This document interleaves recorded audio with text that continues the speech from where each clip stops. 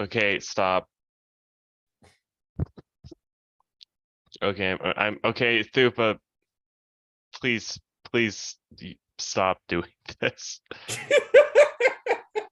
Thupa, the other people cannot hear what you're doing, I believe. No, well, Actually, hit it one more time. Okay, now don't hit it.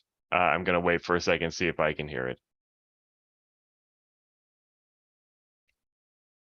Okay, wait. can do it too, by the way.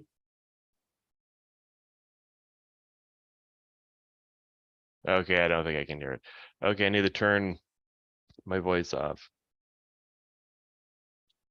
Okay, I know I can do it too, but that's not how it works.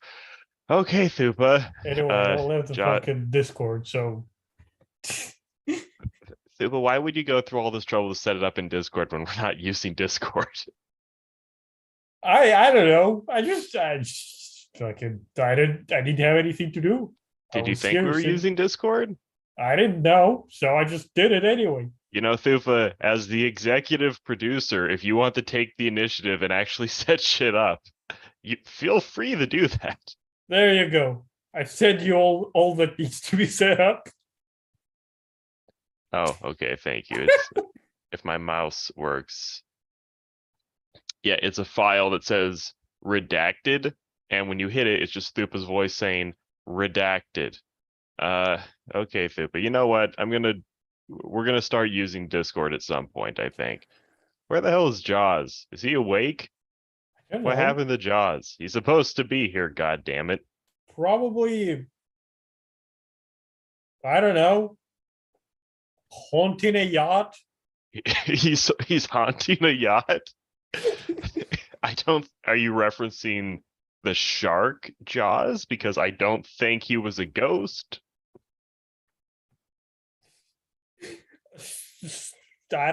Look,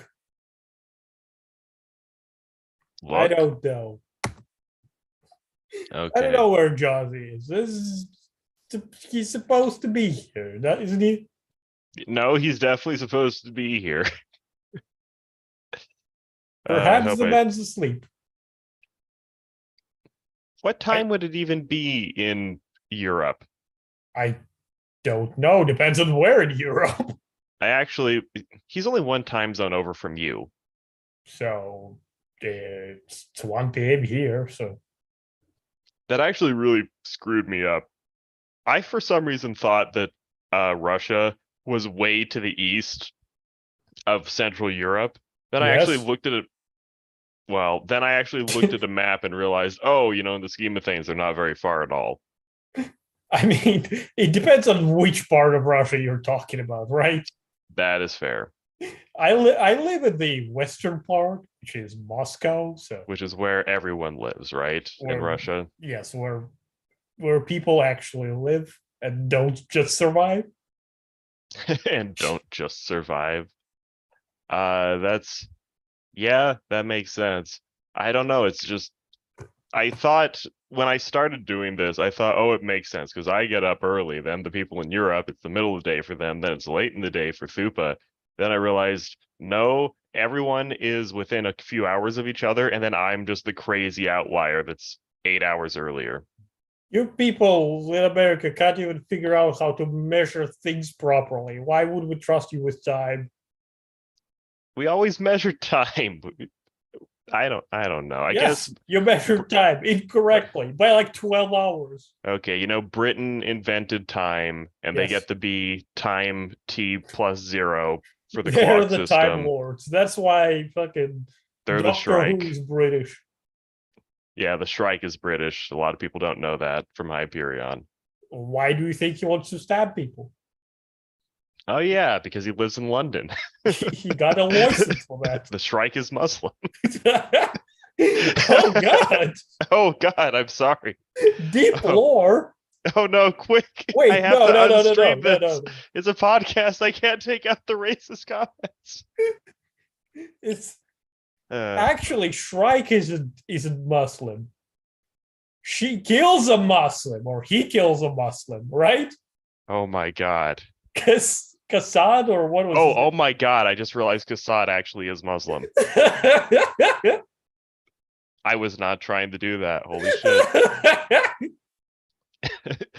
He went back in time and told me. You see, Thupa, this is why life is unfair. You see, Because Londoners kill Muslims? yeah, exactly. You and Jaws, your ancestors were slaves, and mine were heroes. And as a result, I live 7 hours to the west of you guys. I don't know how being in a criminal colony is a heroic thing, but you know. I didn't say Australia. Um, my ancestors were rugged individualists No. If we're that talking conquered the Australia, it has land nothing to do with being fucking a prison colony. had They slaves. just I don't know. they just play in a different server altogether, right? We're playing on like softcore server, and they just decided, we'll go the hardcore route. Well, you know what it is? Europe is the PvE server, America is the PvP server, and Australia is the gimmick server where they got access to the source code and just added a bunch of crazy bullshit. Actually, I think we are the PvP server. Okay, we're not getting into that. Where is Jaws? Why does everyone abandon me? It is Tuesday, right? It is Tuesday. Well, you know what I actually did tell Jaws? I told Jaws, I don't know why we're doing any of this shit. I don't know why I make any decision I make, to be honest. I did tell Jaws that starting at 5 a.m. where I live in half an hour is the hard end, but I would try to get up earlier. Also, Jaws has like no sleep schedule. He just sleeps at random times. At He's least by here. my perception. Yes, I am here. We can Oh be my asleep God. now. Oh, great. Jaws. Yeah. I need you to join Green's Discord server for a moment. Okay. Okay. The people can't hear this, so I don't know. It's good. It's most important that Jaws does, right? Okay. Come on, I Jaws. believe in you. Yeah, hang on. Hey! Go the voice channel, click on general. It'll play the moment you show up. I see it. Okay. Okay, did you hear it? There he is. Hey. For the people at home who can't hear it because Thupa doesn't plan well. Okay, you Jaws, we want to leave the server because now I'm just hearing it over and over and over again. Yeah. I need to leave too. This is like developing schizophrenia. God damn it, Thupa. No. Okay, there. I'm out of the server. Thupa made it so that when you click on the server, him saying redacted just happens over and over again. It's great. Who are you explaining this to? Well, we are live. Already? Yes, already, Thupa, because we were starting to talk, so I clicked go live. And now Jaws is here, so we're fine. Yeah. I don't know how to do this, Thupa. You're the expert. You're the one who actually knows shit. But for some reason, you're not running it, so I'm just here. Good. Okay, thank you, Thupa. Yeah, Jaws, you didn't miss much. I made a comment about how my ancestors are better than your guys's, and that's why I get up earlier in the morning.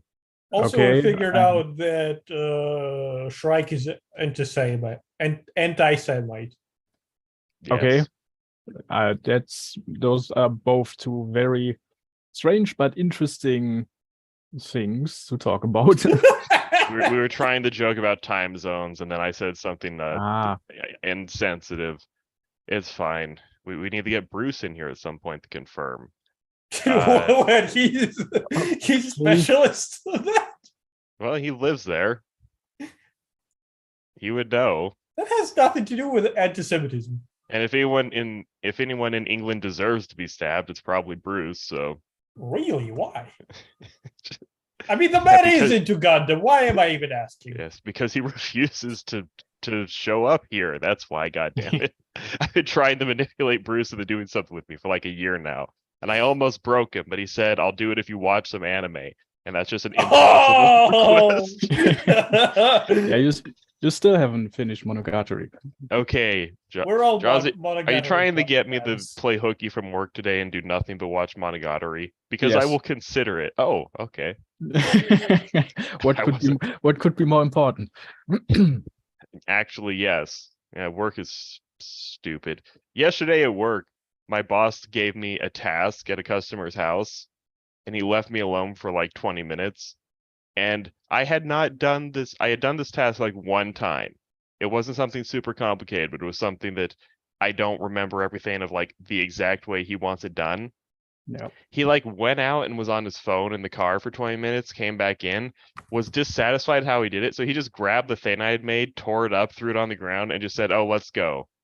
Okay. He did it Oh, so let's Not go. great.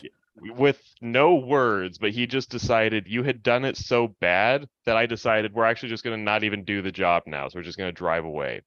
What the fuck? Yeah, it was Yeah. weird. You have contractual obligations. I apparently I have no idea we were at a customer's house. It wasn't like we were in the headquarters of the company or something. We were there. I don't know. It was at a stage where the customer didn't actually know what we were doing, just that we were preparing to do work. So we'll get back to it later. But what can I say? He's a wild man. He's a cowboy that doesn't play by the rules of his organization. Wait, Uh, what the fuck did you do? Shut up. I was just gluing bits of stuff together and he was like, "Fuck you," and just broke them. What? What did you glue together? Okay, if I tell you too much, people know what I do for a living, and I'm not going to tell them yet. This is the kind of a competency that just fascinates me. Like, how do you piss somebody off so much with just a little glue that they tear shit up and leave? sounds more like a setup, like he set you up. In a way, he did. I think just without realizing it. He had me do something. He had me do something once, and then assumed I could do it perfectly without him. And then we went to the house to do it, and I think he just assumed I could do it perfectly the first time. And also, Yeah, I okay, think he's just in a really bad mood. He's weird. Isn't it weird how bosses are horrible? But Oh, yeah, I you was have saying, no idea. I actually do have no idea. But speaking of incompetent people in organizations, Thank we you. want Thank to you. we want to talk about Disco Elysium. Yes. I guess we could also talk about me for a while more because Stoop is here making Discord sound effects and we're not on Discord. Redacted. Redacted. He said it in real life. Disco Elysium. You know, Disco Elysium, the opening is fucking perfect. Not just Because- the opening. Yeah, the game's perfect, but the opening is perfect because it's about him waking up and you just hear the subterranean voice saying, "Oh man, the sweet kiss of oblivion. We're just gonna keep riding in this sensory deprivation zone where we feel nothing and feel no pain." And I just had to wake up. And that section of the game exactly captures the experience of waking up in the morning. Holy shit. Yeah. So, gentlemen, do you remember your builds at all? Yeah. I do. Because I opened up the game to just kind of screenshot what mine ended up in the end. Okay. I said it in the chat. Okay, I'll look at it for a second. Why Sounds don't like okay. Jaws? Why don't you introduce the concept of Disco Elysium real quick while I'm setting up on my end? I'm sure most Okay. people know what it is, but if you want to just say a few words.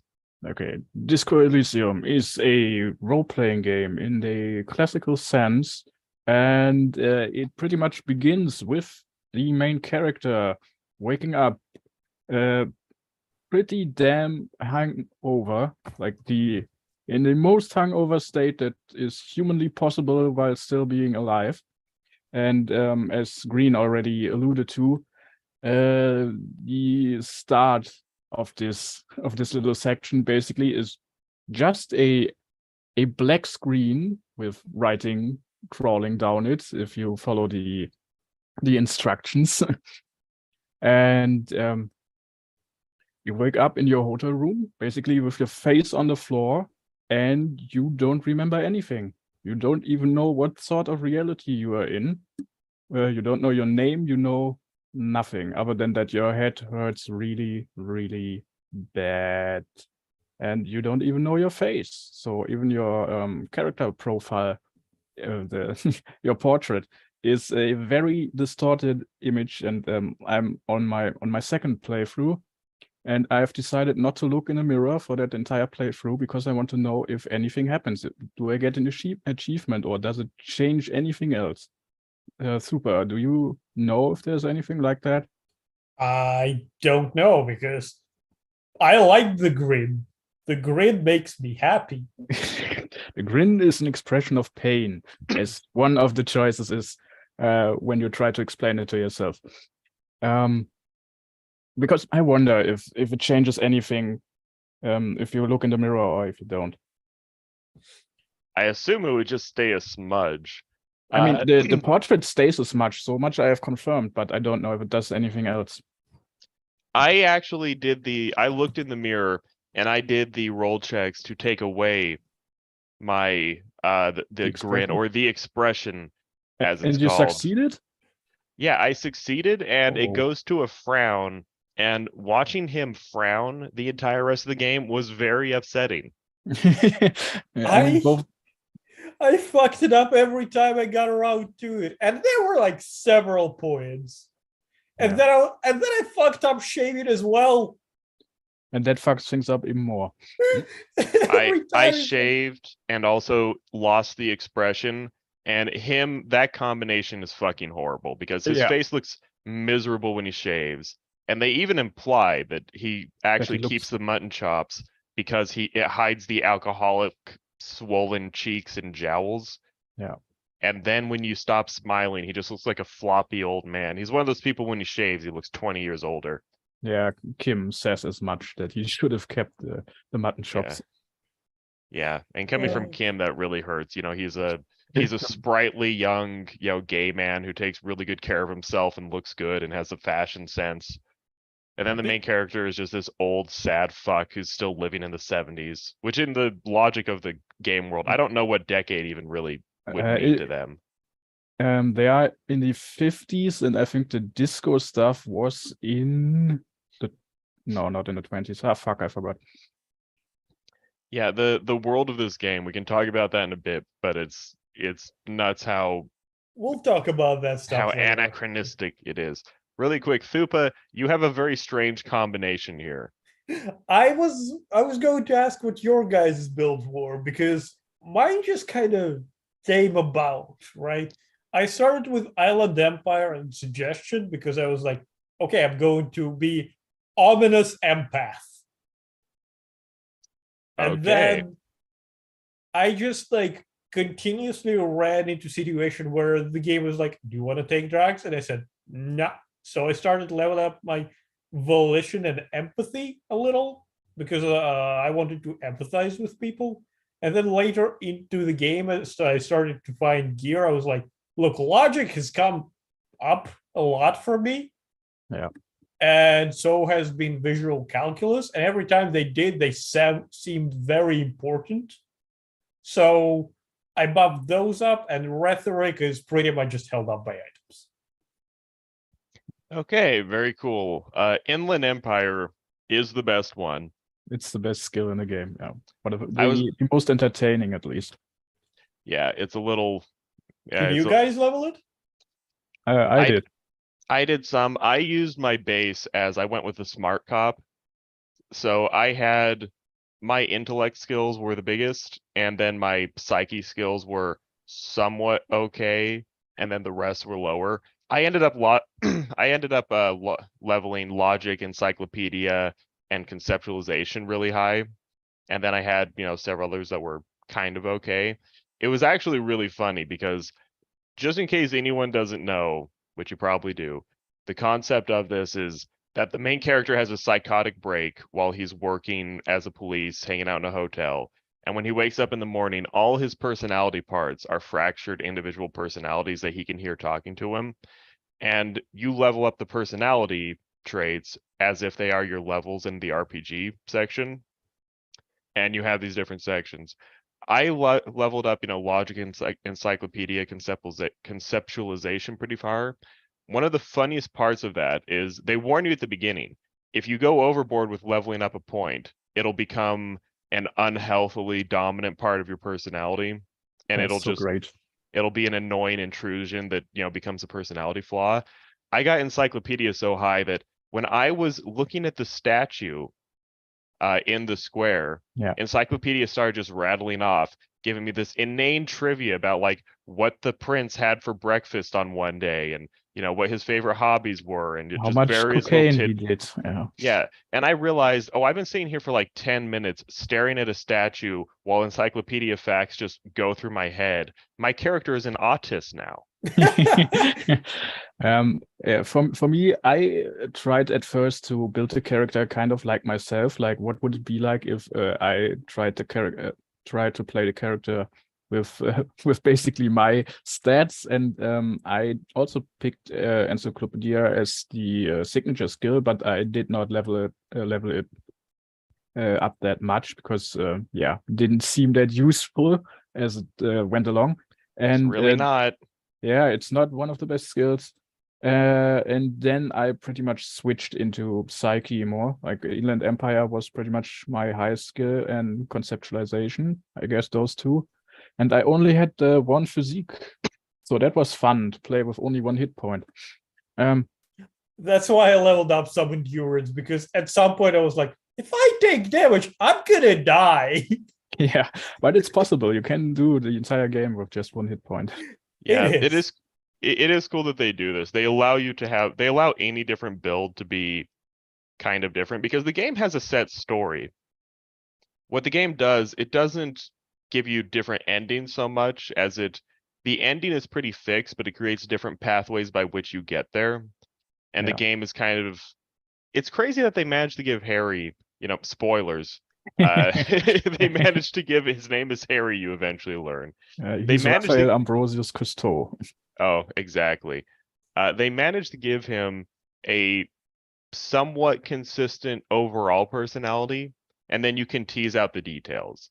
Where the overall gist of him is he's this crazy fuck who's a hyper competent cop but is addicted to a bunch of substances, and he's just a maniac who can't handle relationships, and he's really good at messing with people and getting answers out of them. Yeah. But the way it happens can change. That can either happen because he's a really subtle Columbo type, it can be because he's a poetic, hyper emotional crazy person that can just tease the emotions out of people and intimidate them. It can just be because he's a fucking drug taking gorilla too who just threatens to beat people up. I absolutely love Inland Empire. If you start Everyone with does. it just gives you crazy shit. Like, what's his name was again, right? Harry Dubois. Dubois, something, right? Harry Dubois. Double Ifriter Harry Dubois. On my first day, when you go to see the corpse, you can talk to it, right? With Inland Empire. And the corpse just looks at you and kind of says, "You look like a Harry to me."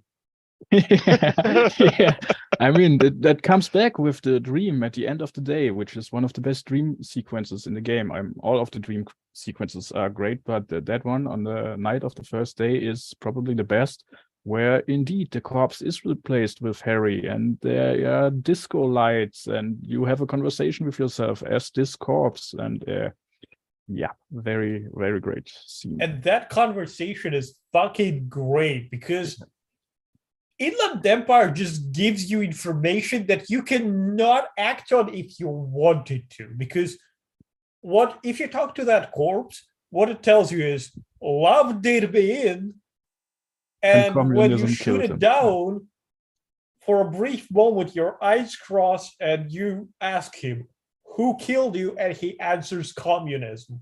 Yeah. And you said there's like, this is nonsense. This means nothing, except it all literally comes into play later. And Yeah. we're like, no fucking way. Well, I mean, Thupa, right after you talk to him, you go down to the shore and you meet the Communist Union boss who has to help you get the body down, who has your gun that you sold for drug money the he night doesn't before. he doesn't have the gun. He knows that you've lost Okay, it. he knows where it is. What Or was wait, his no, he name? I'm doesn't. trying to remember it. Oh God, and there's two of them actually. But the names Edgar and Everett Clare. Yes, Edgar and Everett, the two morbidly obese twins that switch places constantly and Yeah. pretend to be one person. Yeah. And at the end, or rather towards the end, it's even revealed that we talk with Everett. I think that Edgar is actually the smarter one, and given how smart the other one is already, crazy.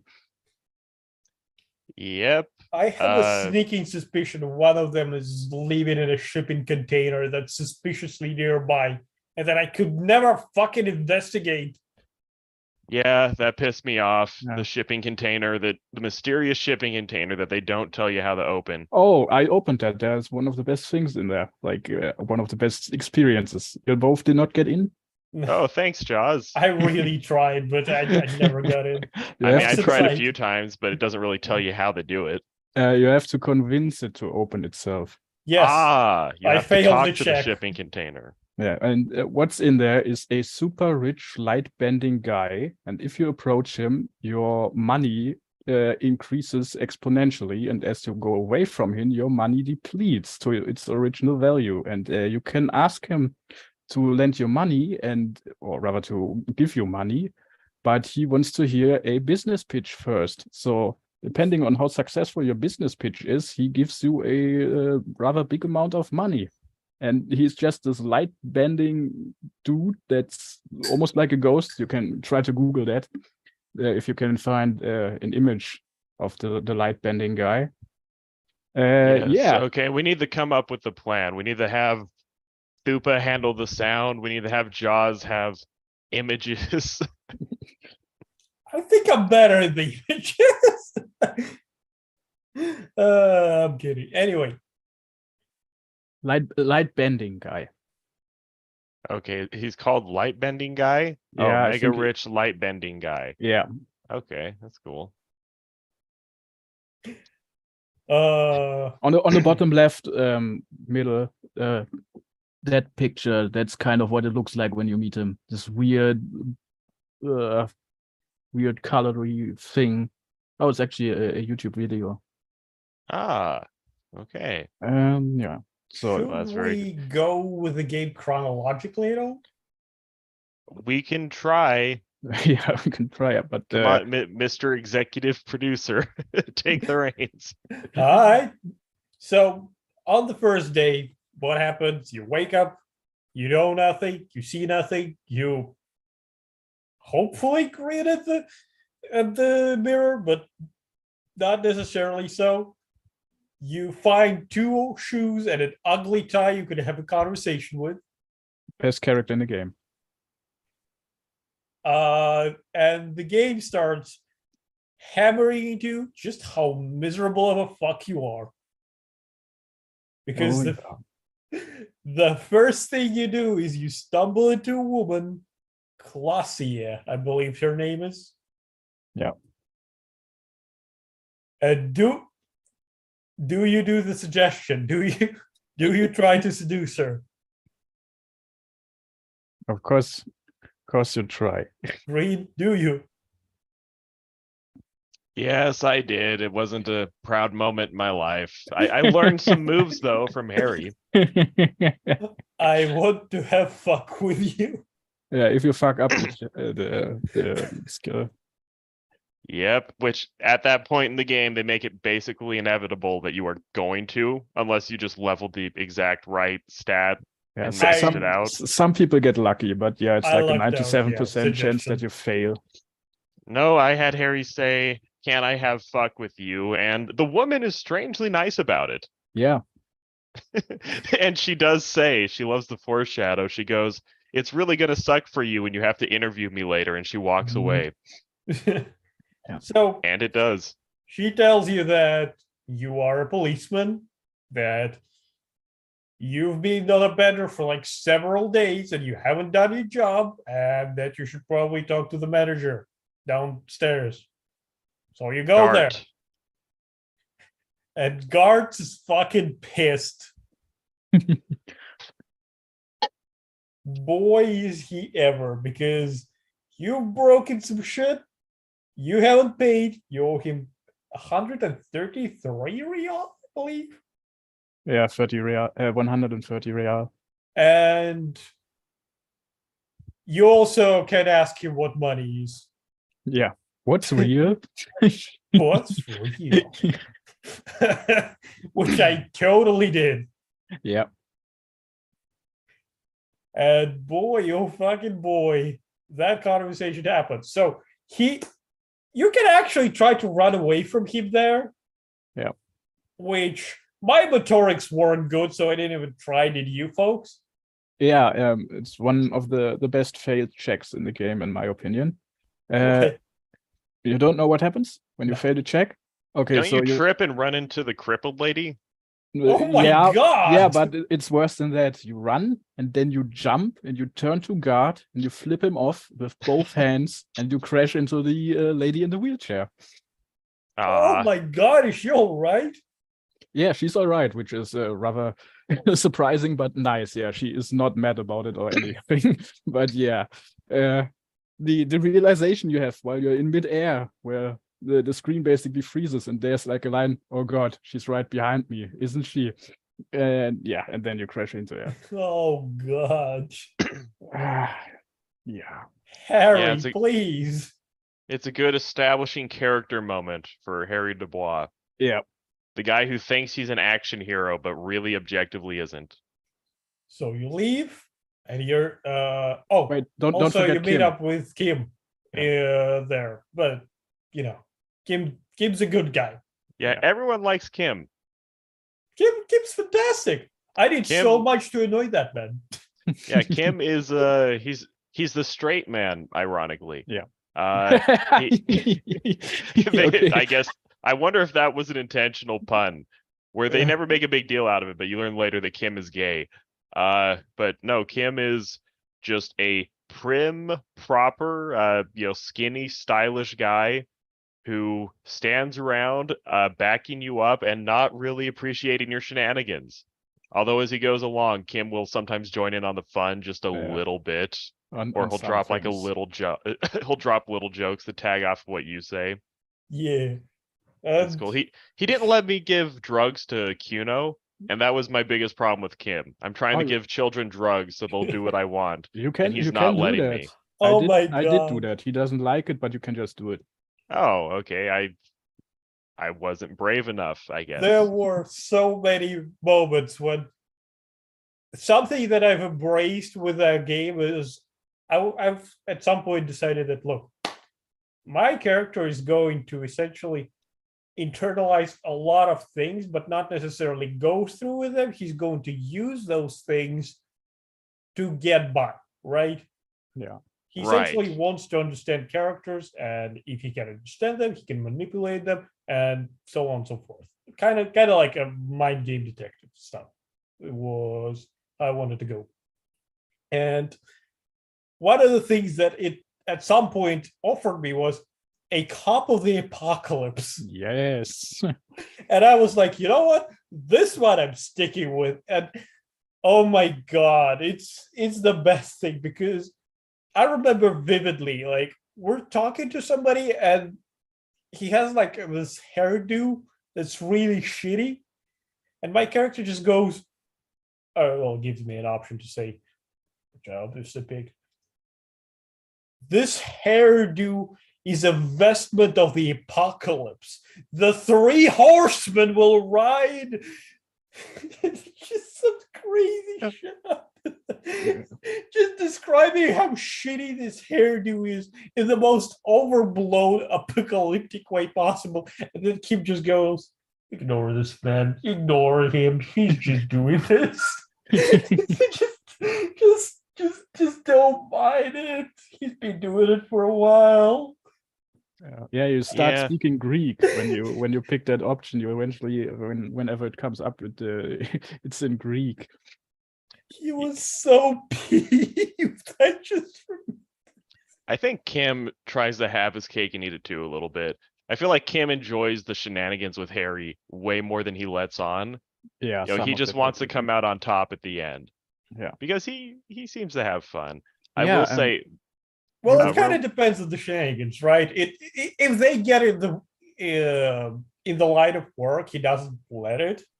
But if it's generally stuff, you could convince him to wear a jacket. what does it say? Like fuck cops or Fuck something on the fuck back? the world is one of them, and the other one I don't remember. One of them was incredibly racist, I believe. One of them was incredibly racist. Oh, one says piss failure? No, What the that's not- shit? Oh, fuck the world, and the other one says piss. Oh, piss faggots. Oh, god damn it, we're on YouTube. Piss friends. Okay, yeah, something with piss. Yeah, Redacted. redacted. Redacted. That was one subsystem in the game that I thought could have been fleshed out more, where you can almost miss it if you're not paying much attention. But they have another system where ideas will come into Harry's head, Oh, yeah, and yeah, you the can idea system. choose to lean into them. And they're all kinds of, they're just nonsense. They're just weird, abstract renditions of his life situation through convoluted metaphors. The first one I Actually- picked was, I think it was Actually, I want to talk Magnesium about it in a lot of more detail later because Okay, well, I I'll think say that it. is fairly important. Well, I'll say it quick, but I chose magnesium powered organism, Yeah, where in magnesium-based his life head, form. Yep. yeah, he has a fantasy where he commits to becoming a magnesium based life form because you take magnesium pills to get over the effects of hangovers and psychic damage in this game. Yeah. And the game doesn't do a great job of explaining that. I think it's easy to miss early on. You can only pick a few of them over the course of the whole game, and that's one of the hardest parts of it to notice. I mean, they're kind of fun. It's just you click on it, and then Harry's fantasies slowly affect the gameplay, where it'll give you different stats and different abilities based on what You he's get a thinking lot about, of what is options supposed to be there. working. Yeah, You have a lot of options, but you can't pick very many of them total, though. It's probably impossible to get all in one playthrough. Yeah, I don't think you can get all of them, It's but hard to get like 5. I What? had like a lot. What I had like, well, not 12, but 8. Don't you have 10? to use your levels Yeah, to sure. get them? Sure. But there are So very instead of easy- leveling up Inland Empire and Logic, you're saying they're going magnesium-based life form. It's like oh Disco yeah, Revolution. absolutely. I will become the cop of the apocalypse. Yeah, I have the- internalized a lot of shit. the thoughts also give you stat bonuses. You just don't know what they are usually. It also gives you stat non-bonuses too. Sometimes it takes away from you. Yeah, but yeah, it that's does. usually only while you are thinking about them. Once they're Oh. completed, they generally get you something, but as you don't know what it is, so it can be hit or miss. And Okay, yeah, apparently it I'm can just a still big take away square. from you too. But I'm the anyway, square cop. first day around, right? First day Okay, around. first day around. You get out, you try to take down corpse, you probably fail. I assume we all failed initially. Yeah. It's set up that's almost impossible to succeed, but it's Well, possible. I had Kim pull out his gun and try to shoot the rope. Yeah, I Which had he done that did. too. He agreed to it, which shows that, you know, he's not that straight-laced, but no, he can't do it. It also establishes Kim has really bad eyesight, so I don't know if him having the gun is the best. Yeah, idea. I thought about that too. But You know no, he what? couldn't Out do of the it. two of us, I still trusted Kim with a gun better. Oh yeah, no. That's true. But yeah, no. You get what I was more so referring to is the fact that you try to take down the corpse, you can't even walk up to it, you throw up. Then you do the souls, And you it still doesn't work. talk to the woman, still doesn't work. You compress your shit, get it all nice and packed. Yeah. Go shit compressor, 3000. And then you finally walk up to the corpse, and I actually managed to shoot it down. I think I just lucked out. Yeah, some people just luck out and get it down that way. Well, if you got it fire like, a gun randomly in the direction of an object, you'll hit it sooner or later. I got it at like stacked up my bonuses to roughly 40%, I think, total. And yeah, I thought chances were good enough. I hear it, it goes down. I hear about communists killing him. Then the corpse refers to the fact that no, Love didn't kill him. Love did him in, and that communism killed him. And then that's that. Did you do that on the first day? Yeah, Okay. I managed to do that on the very first day. Oh, Yeah, right. Thupa's And, incredible. and there was also Kuno there. Kuno Yeah. and Kuno. Kuno is one of the best characters in the game. Kuno's fucking goat. I played the release version of the game, which was not fully voice acted, and some characters had different voices, and the old Kuno voice, in my opinion, was quite a bit better than the one in the final cut. I like Kuno's voice. I don't know the old one, but Kuno and the little Kuno girl who's next to him, they both talk like just the dumbest Charles Dickens-esque street kids. Like Kuno's the kid who sells Charles Dickens into slavery.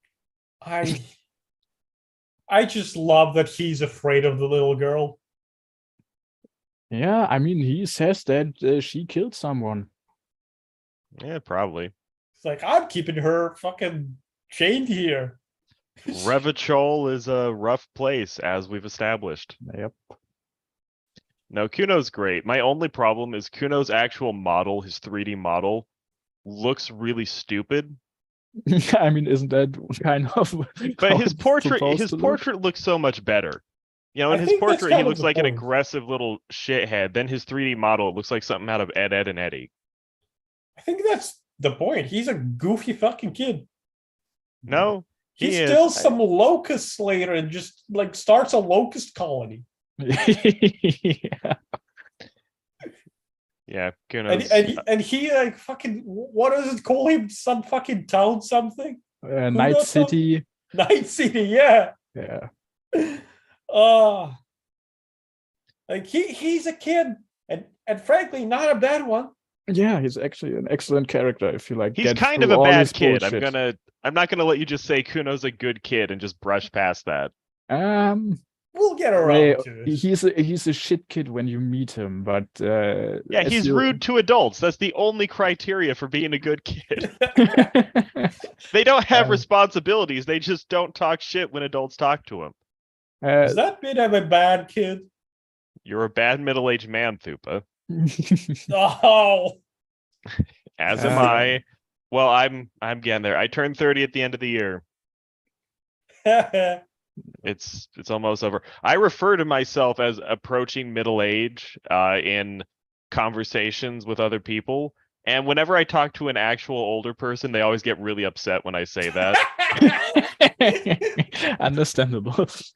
They're just like, oh, shut the fuck up. 30 is not middle age. I'm like, you can't start middle age at 40. That's when your life is more than half over. Yeah.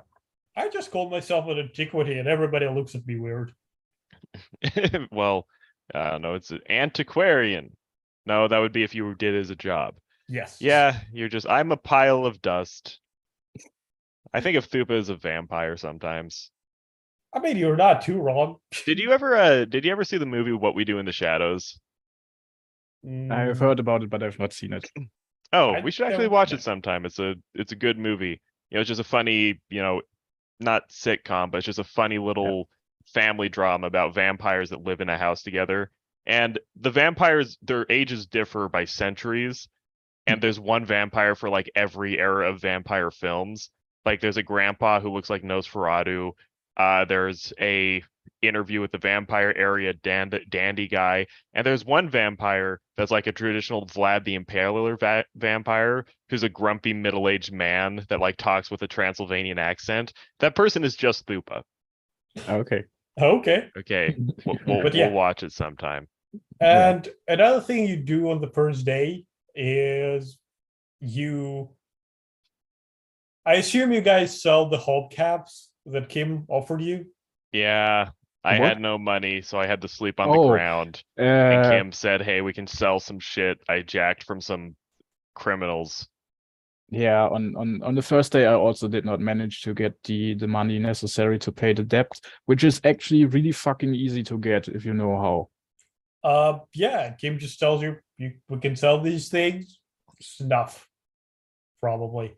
And yeah, I believe it was. So I just did that. Yeah.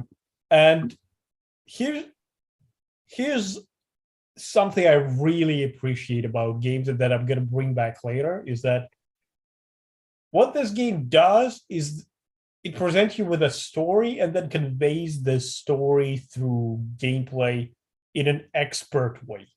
Yeah.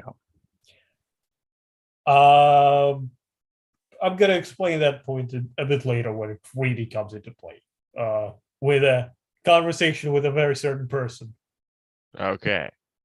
Right. So, what was the first day about? It was about telling you how shit you are, how shit your situation is, and how low you have essentially fallen. Everything in that game stacks up roles that you don't have the stats for. You like come into a wall and you need like conceptualization 16 to pass it. You walk up to a woman, then you need like specifically to have a bunch of empathy to even not make yourself look like an idiot.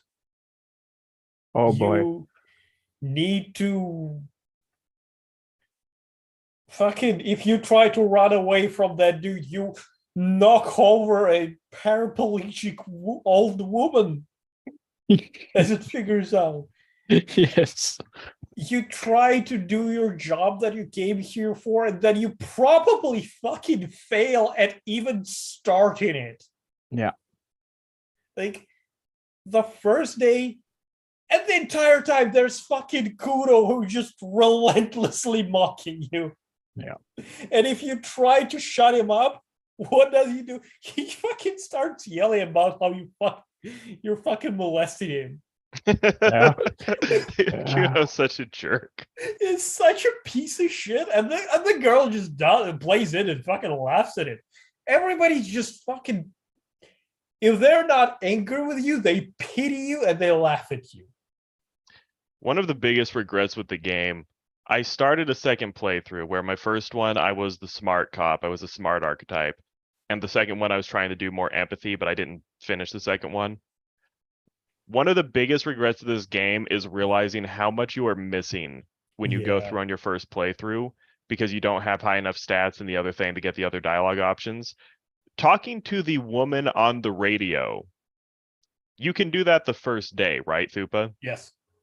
Yeah, I talked to her the first time where you call the woman who found the body, who was working at the restaurant you're staying at. Yes. And I was the intellectual cop in my first playthrough, and I talked to her, and it was weird because she kept acting really insensitive, or no, she acted scared. She acted like she didn't want to talk to me.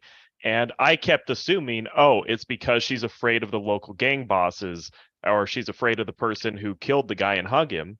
And therefore, she's just wanting to talk to the cops as little as possible, and that's why she's giving me the cold shoulder. I went back as the empathetic cop, and it comes out pretty easily because you can pick it up in her voice. She's not afraid of the gang, she's afraid of you. And then if you push the issue, she talks about, oh yeah, you were a maniac that was throwing stuff around your room and berating me constantly, and you were giving me a nervous breakdown with what a bad guest you I were. literally quit work because of you. Yeah. And if you fuck up that empathy role, what happens is that your character, that Harry, will believe that she quit because of Guard, and what you then can do is you can go to Guard and basically turn him into an incel. My god! You have a very misogynistic options in this conversation, and it very specifically uses the words cock carousel. And if you follow that, because this will follow you throughout a large part of the game, later when you talk to the Hardy Boys, there is an option where you can just say this little piece of dialogue with the cock carousel, and if you just keep repeating it, you cannot stop it, and it damages your health. I saw that part on the stream before. It was fucking brilliant. Yeah. Man. Car carousel. I think he's telling us we fucking fuck that woman. All 7 of us, Hardy Boys, and he's like, car carousel. Is he going to keep repeating cock carousel? I think he's gonna keep repeating cock carousel. Cock carousel. Yeah, right. Cock carousel. Yeah, he cannot speak properly at the end.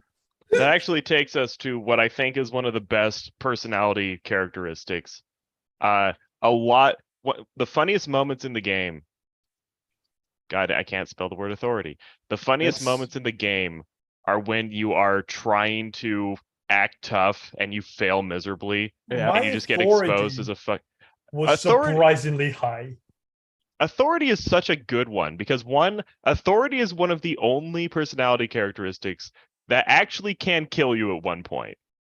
Yeah. Because if you're talking to the Hardy Boys and you have a really high authority, there's a chance Harry might go on a crazy tangent where to establish how tough he is, he'll put a gun in his mouth.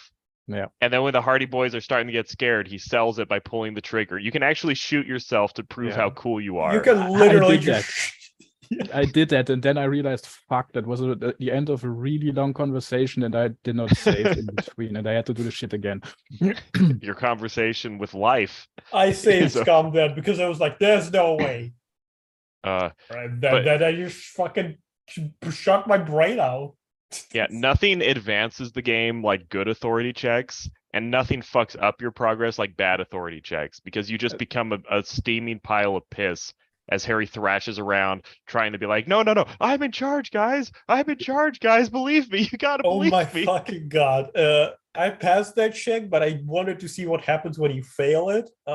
Later down the line, about third day or later, depending on how you do with side quests, there comes about a time where there's a girl and you can give her your hat. Yeah, okay. I was about to you say know what? this one. We're having a moment right now. Someone just posted, dude remembered his YouTube account password. And, if I had low authority, I might be offended by that. But I have high authority, so I'm going to say, yes, I did. And move on with my day. See how that works? The game teaches you life lessons, Jaws. Did you know that? Oh, yeah, it does. I mean, I have a low 100% authority. True. So, I know. What do you mean by that? do you imply I would forget a password? Do you imply I am so unreasonable as to not write it down? Are you saying I am so incompetent as to not have my browser of choice remember my passwords for me? Stupid just failed a roll. Yep. Do you? Even higher authority would that ignore I it. am not good enough to do passwords. Maybe that my Russian keyboard is differently laid out, and I'm but completely foreign to you. John said high authority would ignore it completely. Illiterate? Okay, enough. John, that would actually be volition, which mine is very, very low. I take drugs all the time and ask women for fuck. Authority also. That is what low authority sounds like. Authority also has one of my favorite moments in the game, because as you go along, I love the personality fragments, how they just jump in and talk to you sometimes. They talk because with each other, which is also great. Yeah, listening to your authority argue with your creativity about whether or not your empathy is a dick is a really funny, surreal moment. I love this moment when you talk to Kim, because you have amnesia in the game. You kind of are aware you're probably a cop based on how people are talking to you, but you don't really remember who you are. But eventually you get your badge and Kim sits down with you and he slowly works through all the information where it has all your solved cases, it has your precinct, it has your history, and it goes through your rank, and you see you are double Ifritor, like Captain Harry Dubois. And then authority jumps in when you're talking to Kim and says, you outrank him. Yeah. And that is my favorite moment in the whole fucking game. Just in my dominance. Yes, just in my normal life, like I'm at work and like the new guy shows up and they're like, "Hey, show him where the canisters are," and I hear a thought in my head going, "You outrank him." These Keens need to stop overreacting to my joke. This guy made a video about him quitting YouTube forever last year. Hey, hey, hey, hey, He got you there. You just got beat by somebody with high logic. How does it feel? Damn it, my rhetoric is not high enough. And I did. I'm sorry, I just really invested into drama and authority. What can I say? Well, I'm gonna do a conceptualization roll and come up with an excuse for rationalization. Yeah, Conquer yourself. yeah. I mean, I quit YouTube doing the Anatube bullshit thing because it's just not a way to live your life. YouTube is a fun way to like to have conversations with friends. That is something that's actually cool. If you treat YouTube as just like a fun social thing, it's actually not so bad. YouTube is you like a lone genius, like scratching the walls, going, "Oh no, I must tell people why this anime is good. The universe, its fate hinges on whether or not people think I'm smart about watching anime." That makes you a pathetic loser. But you know, having friends and you know, talking to people, that's actually fun and that makes life better. So do that one. Okay. Back Going to back back to to Old back Succeeded. to nostalgic Cowboy era, Bebop. I right? mean, back to Disco Elysium. Second day is essentially you solving a bunch of problems, walking about the city, finding secondary quests, starting onto them. Some of the big ones are you talk to lady on the boat, I believe. What's her Yeah. name? Martinez? Joyce. Joyce. Mercier. Joyce Mercier, that's her. Joyce Um, Mercia. Who tells you a lot about the world and essentially asks you to talk to one of the big boys, the big being the broad ones, the fat people, like Green.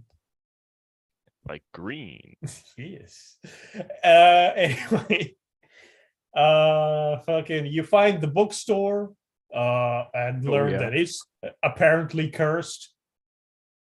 If you follow through with that, there are a few outcomes there, but you probably find the dice maker woman. I found it really late, I think. I found her really late too. I didn't even get into the bookstore until I had the rotting body in Kim's car. Oh, And I was desperately trying to find a place to put it. I just broke in. I was like, there's a door here. Break it. I tried, but my shoulder broke because I wasn't strong. My shoulder crumbled and Kim just made that like noise as he watched me crash into it. I just convinced the bookstore owner that I'm like some psychic medium and I can dispel the curse, and she just let me in. Oh, see, that's a high empathy thing. I was the smart cop. I was just arguing with her over that ghosts It's were not it real. wasn't empathy, it was Suggestion. I don't know, suggestion or drama or something. Anyway, I tried to convince her of that, but I failed that. And then I just kind of, for some reason, succeeded on the physical roll, despite the fact that I was invested the other way around. Yeah, sometimes you just get those super unlikely roles, and they are very fun. And then sometimes you really don't get the obvious roles, and you feel really shitty about that. Yeah, that was a roller coaster right there.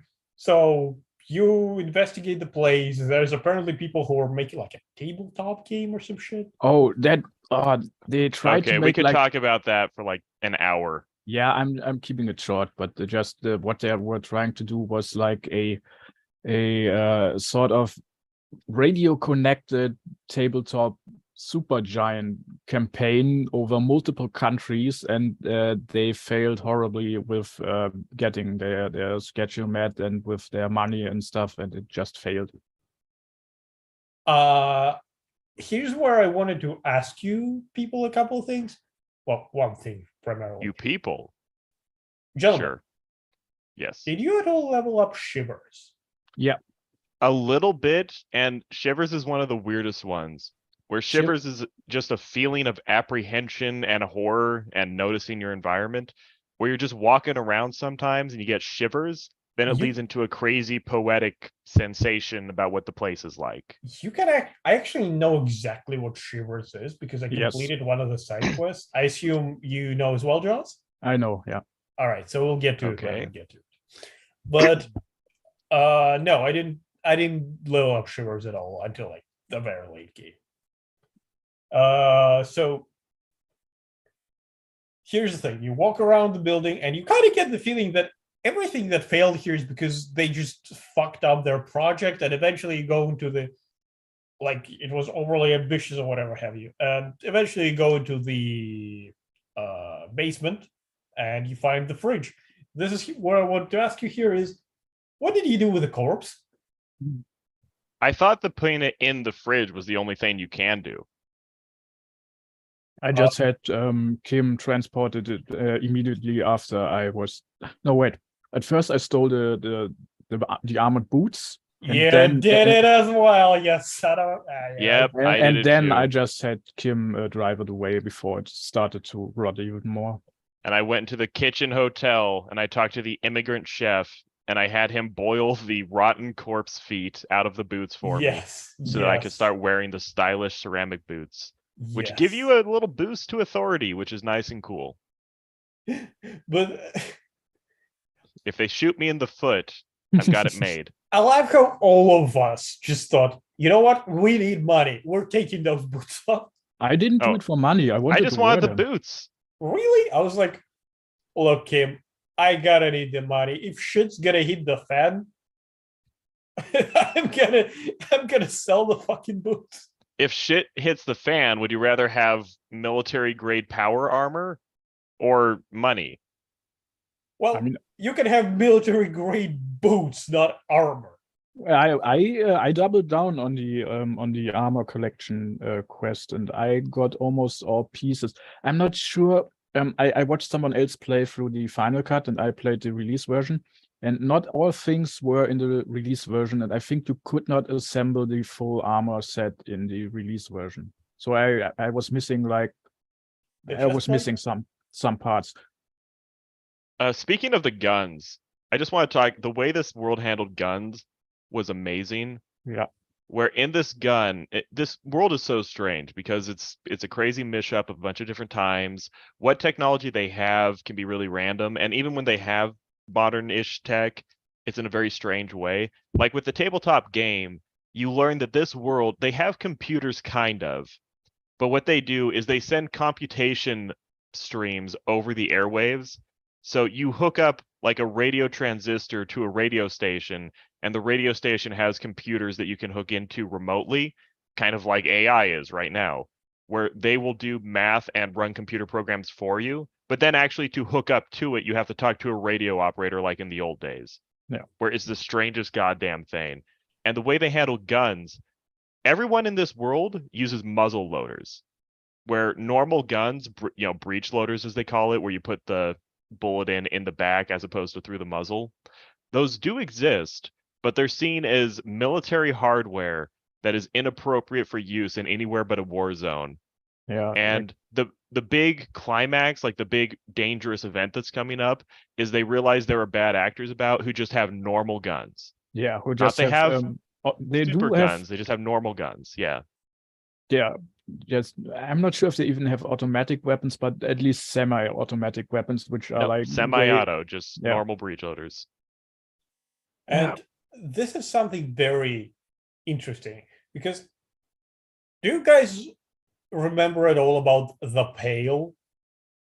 Yeah, I missed like half of the explanation of that on my playthrough, and then saw it in when I watched the other person play. So I missed like half of the fucking world information about the Pale, which is super interesting and important. I actually uncovered.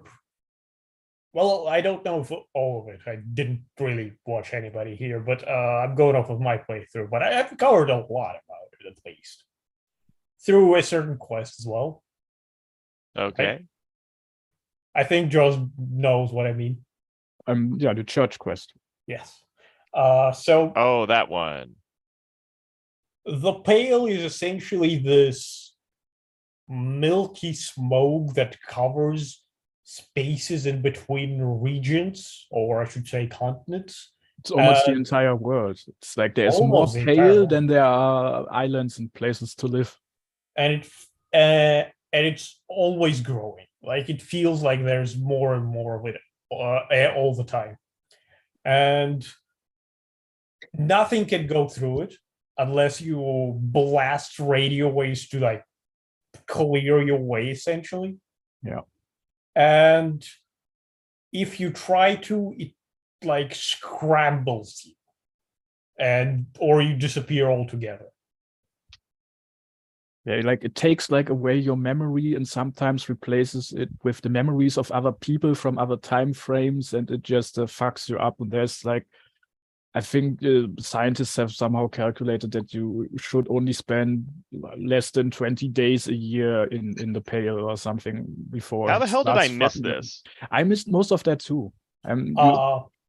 You can talk about it if you talk about boats with Joyce. Yeah, Joyce has most of the information, and the church quest has pretty much the other half. Okay, I did the church quest. I learned that they found this weird hole in reality. I didn't completely understand what they had found. So here I okay. did a little bouncing around between Joyce and I forgot the fucking two fat guys' names again. Anyway, between them and Joyce, as a messenger, I didn't accomplish much on the second day, and on the third day, I kind of started clearing up a little on the side quest, and finally opens up the next area where you can go to do a little investigation in the fishing village. I see. Yeah. So you walk past it, and some interesting conversation can happen there. Some interesting conversations, I should say. Also, on the third day is when you start getting these intrusive thoughts, because until this moment, the entirety of the first and the second day, you're still riding the high of your drugs. Second day starts to hit.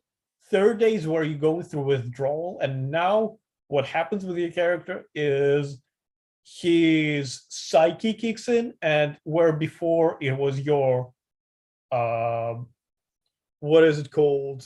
Electrochemistry, right? It was like pointing you at alcohol and drugs and telling you, take those, you'll feel better. Now your psyche goes, it's like, we've too much to handle. We need a distraction. How about you become a communist? And you get these intrusive thoughts on the third day all the time. It tells you like you can become a moralist, liberalist, if I remember. You can become a fascist. You can become a communist, as I mentioned. Yeah. You can become a feminist. That would be a big that would be a big change for Harry. Just gonna say that. Yeah, absolutely. Like there are a lot of those thoughts, and all of them give you like side quests for you to pursue. And this is something I saw somebody do, is that I didn't do any political shit. I was like, I know, I've kind of seen how it plays out. I'm not very interested, and most of it seemed like it plays out for laughs. Like you go to comedic extremes. Yeah. Did you guys follow any of the political paths through? I actually struggled with the political aspect. One, there are moments where it is interesting, but a lot of the time it feels a little simplistic too. I mean, not to be that guy, but it seems like all the right-wing options just involve being really racist for no reason. Or at least that was what came up. It's like the right-wing version of the game is like you talk to Leatherhead and he's like, I am haplotype 12.5b. I am the circumference of my head is greater than your puny Seolian cranium. The Measurehead. Yeah, Measurehead. And that kind of made me, and also the communists were just fucking annoying. So I was wishy-washy the whole time. Then at the end, the game says, Kim turns to define your politics and goes, Harry is a liberal. He's a moralist. He's just a wishy-washy guy that takes things as they come. And I'm like, oh god, I'm a wet blanket fucking centrist because the whole game I was just trying not to offend Kim.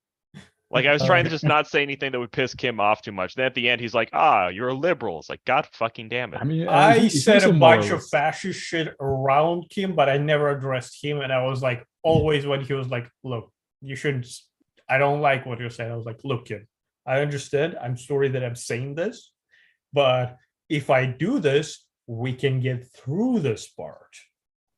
We can trick this person that I believe in this shit, right? And then we go past. And that's that. I don't believe any of it. I'm just saying. Okay. Yeah.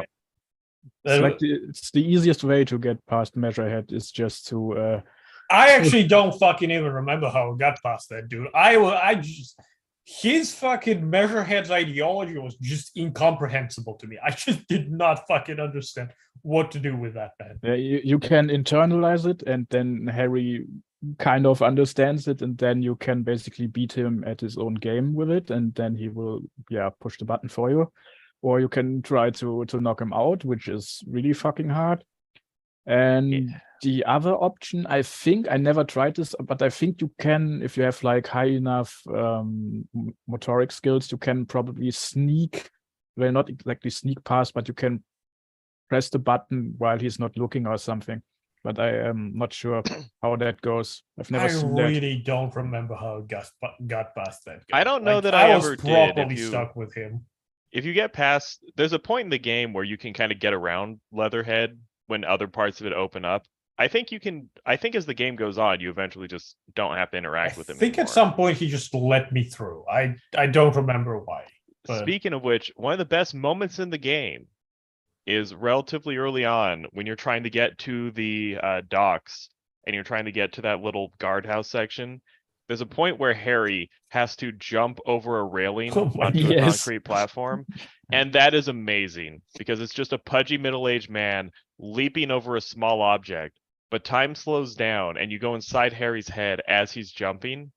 And you just hear the voices saying, it's like you fly through the air like a bird, like a god. And Harry is just tumbling and you know he's going to hurt himself when he lands. He didn't even jump for me. I failed that roll. I didn't have motorics for it. He just kind of stumbled to the end, just waved his hands a little, and just walked back. And I was like, God damn it. That's unfortunate. I got him to jump, and it was the high point of Harry's entire career. He felt so proud of himself hopping over the railing. I remember vividly because Authority goes, God, you fucking blow. Jesus, you did it in front of Kim. Yeah, you take in front like, of Kim. Yeah. You take like moral damage for not jumping. Skipping ahead to another thing which is kind of related. Did any of you teleport to the top of the building? No. What building? The building under which Ruby hides. To get in, there are two ways in, but the one way in is basically to go up a ladder, and not Kim. Harry can basically convince himself that he teleported to the roof. Yes. And when he's at the top, he just shouts, "I did it, Kim! I did it!" And yes. Oh fuck! Right. I forgot about that. Out behind the fishing village in the old electronics store, right? But we'll get around to that, right? That building. Yeah, I just want to point it out with the jumping and the teleporting to the roof. He just closes his eyes and climbs instead. Fucking teleporting. The game does such a good job of conveying how different. Oh, it was gone. It's all good. Of conveying the difference between the inner life and the outer life of Harry. Because, that's what people do. They constantly just imagine a bunch of silly bullshit to spice up their normal day. Where if this was a movie and you were just seeing the exterior of what Harry was doing, he's just walking around in circles being kind of an asshole. But inside, Harry's a tragic hero that's, fighting the forces of fate and developing superpowers and just healing and becoming a god as he goes through his cop life. Yeah, it's good. It's cool. I like it. Mm-hmm. So on the third day, you get into the fishing village, and this is a place with some just incredible conversation that happened there. I think the highlight of mine is just two kids who are like, Where's your father? Oh, he killed himself. He didn't. Okay, he did. Okay. Jesus. I think the highlight Let's of do the the fish. fucking kids. I was like, the kids are playing. Go chat to the children. How are you doing? My father killed himself. I was like, oh shit. Hey kid, I didn't ask if your father killed himself. I asked how you're doing right now. It's not all about you. that's what authority would say. Oh, if it had any say in that conversation. And the kids are twins, and if you point that out, the kids get pretty weirded out. They never thought about it. Yeah. Oh. They do. See, I would ask Kuno if his father killed himself, and when he said no, I'd say, well, he should have. Kuno's there. Yeah. Actually, my favorite part of the fishing village is right when you get in, when you're going down through the little frozen wasteland of the Yes. drained section of river, and Harry looks over and he sees a car submerged in a puddle of water, and he starts laughing, going, ha ha ha, look, some dipshit drove their car into the canal and crashed it. What an asshole. I bet they're going to be in so much trouble. And then he he can't notices get inside, and it looks like a police car. Then he notices the giant number 43 on the side, and he's like, wait, wasn't that number on my badge? The badge is in the car. The badge is in the car. Okay, fine. I was trying. Okay. I That was sounds- trying to remember. I was trying to say just- something that sounded right. I couldn't remember what happened. I Yeah, just but- remember Inland Empire fucking like telling you, don't do this, don't Yep. do this. Volition is like, you probably don't have the power to withstand this. Suggestion is like, we should back down. Empathy is like, I think your other feelings are correct in this one. We should empathize with them, right? Yeah. And logic, like, there's gonna be pain inside. And and Inland Empire is like, far in the west, where the sea crosses, the pain persists. Yep. All the So emotions. good. All the emotions take turns, and then Harry finally accepts, oh shit, I crashed my work car. No, what happens after that is you said you can't get in the car because it's fucking frozen solid and you need to wait for a low tide. And so you get this really nice moment with Kim. Yeah, that is a nice moment. They know it's his car at that point, though. Yeah. They suspect it, yeah. Kim has no doubt. You don't necessarily. Well, your character doesn't. Thup was contradicting me. He thinks Kim sat for 5 hours to watch a random car unfreeze in the water. No, Kim. No, Kim he said Kim knew. Kim knows Okay. exactly whose car it is. Your character doesn't exactly know it yet. Your feelings tell you should Yeah, just your fucking feelings tell you. forget about it. Just don't Okay. look there. Don't. But then you have to face it, and he almost freaks out. Oh, Yeah. look, a person, David Fossard, says, you're talking about this game because you're on the cover art. But He would You actually could, and you kind of look like a skinnier, smaller white Kim, to be honest. So, Did this man just call me gay? what? No, no, I'm saying Fossard looks like a skinnier, Yeah, smaller I'm Kim. asking Misha, did you just call me gay? Oh, okay. I'm Oh, joking. are you saying that you're Kim because you're Yes. on the cover with me? Okay, Oh, okay. okay, that's cool. Yeah, I am. Harry. I mean, Harry's a pretty relatable character. Not gonna lie, but I think a lot of people would relate to Harry. I feel like Yeah. more people playing the game are gonna relate to Harry than Kim. I mean, you're literally building him. Like, Oh yeah, true. Yeah, but still, even with all the information of the previous Harry, like his life, even then, it's very relatable. I guess. he Yeah. he is a Most very grounded character in Yeah. some regards. we It's- haven't mentioned like one of his biggest haunting problems yet, which is his thoughts about a certain woman that every time he Yes. thinks about that it can even lead to him collapsing when you read the letter that's in his ledger, if you manage to open that and you I decide did. to read it. Yes, he I has did too. haunting memories of the historical figure Innocence Dolores Day. who, you know, lived 100 years ago and he never met, but he has a lot of emotions about her that haunt him in his day-to-day life. I think we'll get around to it at a bit of a later date, but it is every time you go to sleep, you like start more and more vividly remembering this part, and it's suggested at this point that a large reason why you drank yourself into literal amnesia is somehow related to him breaking up with a woman. Right? All right. Yeah, or that woman breaking exactly. up with him. Yeah. So you investigate the village. You find a couple of cool things there. You talk to an old woman. She lets you like bunk in one of her places. Well, into her place, I should say. Yeah, she was very nice. Underneath the floorboards, you can find a single bullet somebody left as an out for themselves. Yeah. And that's spoilers. That's Ruby. Rudy? Yeah. Ruby. I believe Ruby. Ruby, yeah.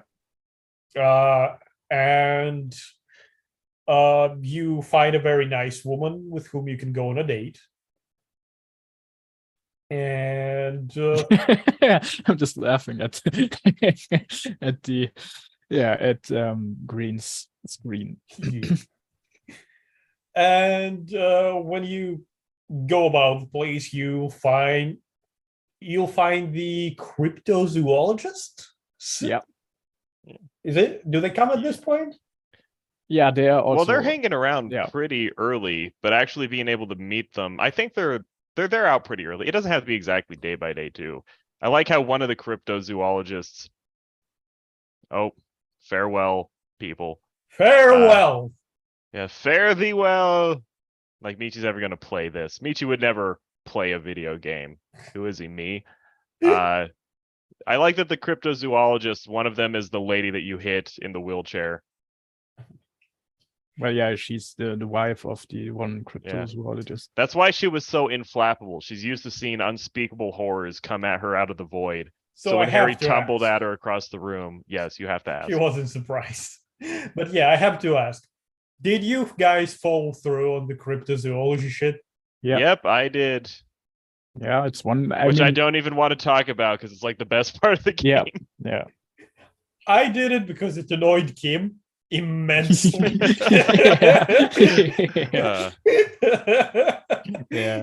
It's like the one thing Kim really doesn't want to get into. Like, cryptozoology is his one weakness. But there is an amorphous cryptid. God, what did they call the fucking bug thing? The Insulinian plasmid. Plasmid. Or phasmid. One of those. Yes. They're like leaving little boxes with locusts around. Yeah, it's adorable. They just leave little nets with live locusts.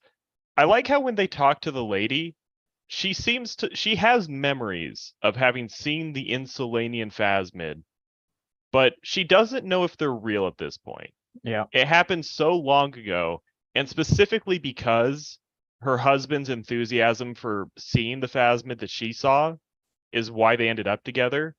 She doesn't really want to question it. She doesn't totally know, maybe I made it up. Maybe a long time ago when we were young, I acted like I saw the phasmid, and then our relationship being together for so long, I eventually came to believe it because it was the starting point of us being together and I didn't want to question it. Like, she's kind of wondering, like, maybe I made it up. Maybe we just can believe convenient fictions and I dedicated my life to nonsense because that's just how humans get by. That was a nice little touch. I like that. Yeah. Why the fuck did you search Ruby, by the way? Oh, because Jazz said someone was named Ruby. Oh yeah, you said the bullet was for Ruby, and I typed in Ruby. See, Thupi, you got to have humor in a stream. A lot of people don't know that. I understand. Is that where I started seeing Metal Gear Rising? Oh right. Yeah. Hey, maybe if I play that while streaming, I'll actually play it. Maybe. Yep. Okay. Okay, fine. I'll put Disco. It's fine. A stranger remain. So I hate you, Thupa. uh, Okay, we were talking about the mid game though, and exploring the wasteland. you explore this wasteland, right? And there's a lot to go through in this general area. You find like a dude with a kid who are like marveling a building. Yes. And Yeah. I remember he was like semi-important, but I don't remember what his deal was. Well, he ends up being much more important Yeah. later. That's a weird thing about the game, replaying it. You realize Harry is constantly meeting people he knows, but he doesn't remember that he knows them. Yeah, and they just kind of play along with that. Yeah. Although some of them rather reluctantly when your former partner and his colleague show up at the Willing and Rex, and you just don't recognize them. Yeah, and well, I mean, this is kind of a spoiler, but later they just admit we thought it would be funny. It was going to be a funny thing. You realize that these people who are so mad at Harry at this point for being such a fuck up, they actually kind of have a good relationship with him. You know, they thought, okay, you know what, we're mad at Harry, but we'll go check up on him by dressing like street toughs and hanging around and, you know, get his attention that way. Then Harry, from their perspective, Harry just ignores them because Harry doesn't realize it's them. And then so when you talk to them, it's like, who the fuck are you? The fuck are you? I like when you meet the squirrely little dude who has his kid next to the abandoned building, because you can do a visual calculus and you can figure out that people were lined up against a wall and shot in a previous military invasion. And if you feel like it, about that. Yeah. Oh, okay. My visual calculus wasn't high enough for that. I use visual calculus quite a lot. And it ends up winning the day at the end when you figure out who the murderer was using trigonometry. So I put a lot of items for that. It's the secret best power. But visual calculus, I like when you're talking to the dude who is sitting there with his kid outside the old abandoned electronics research place. You can just kind of terrorize the kid by telling him, like, yeah, those are bullet holes. They shot a bunch of people here.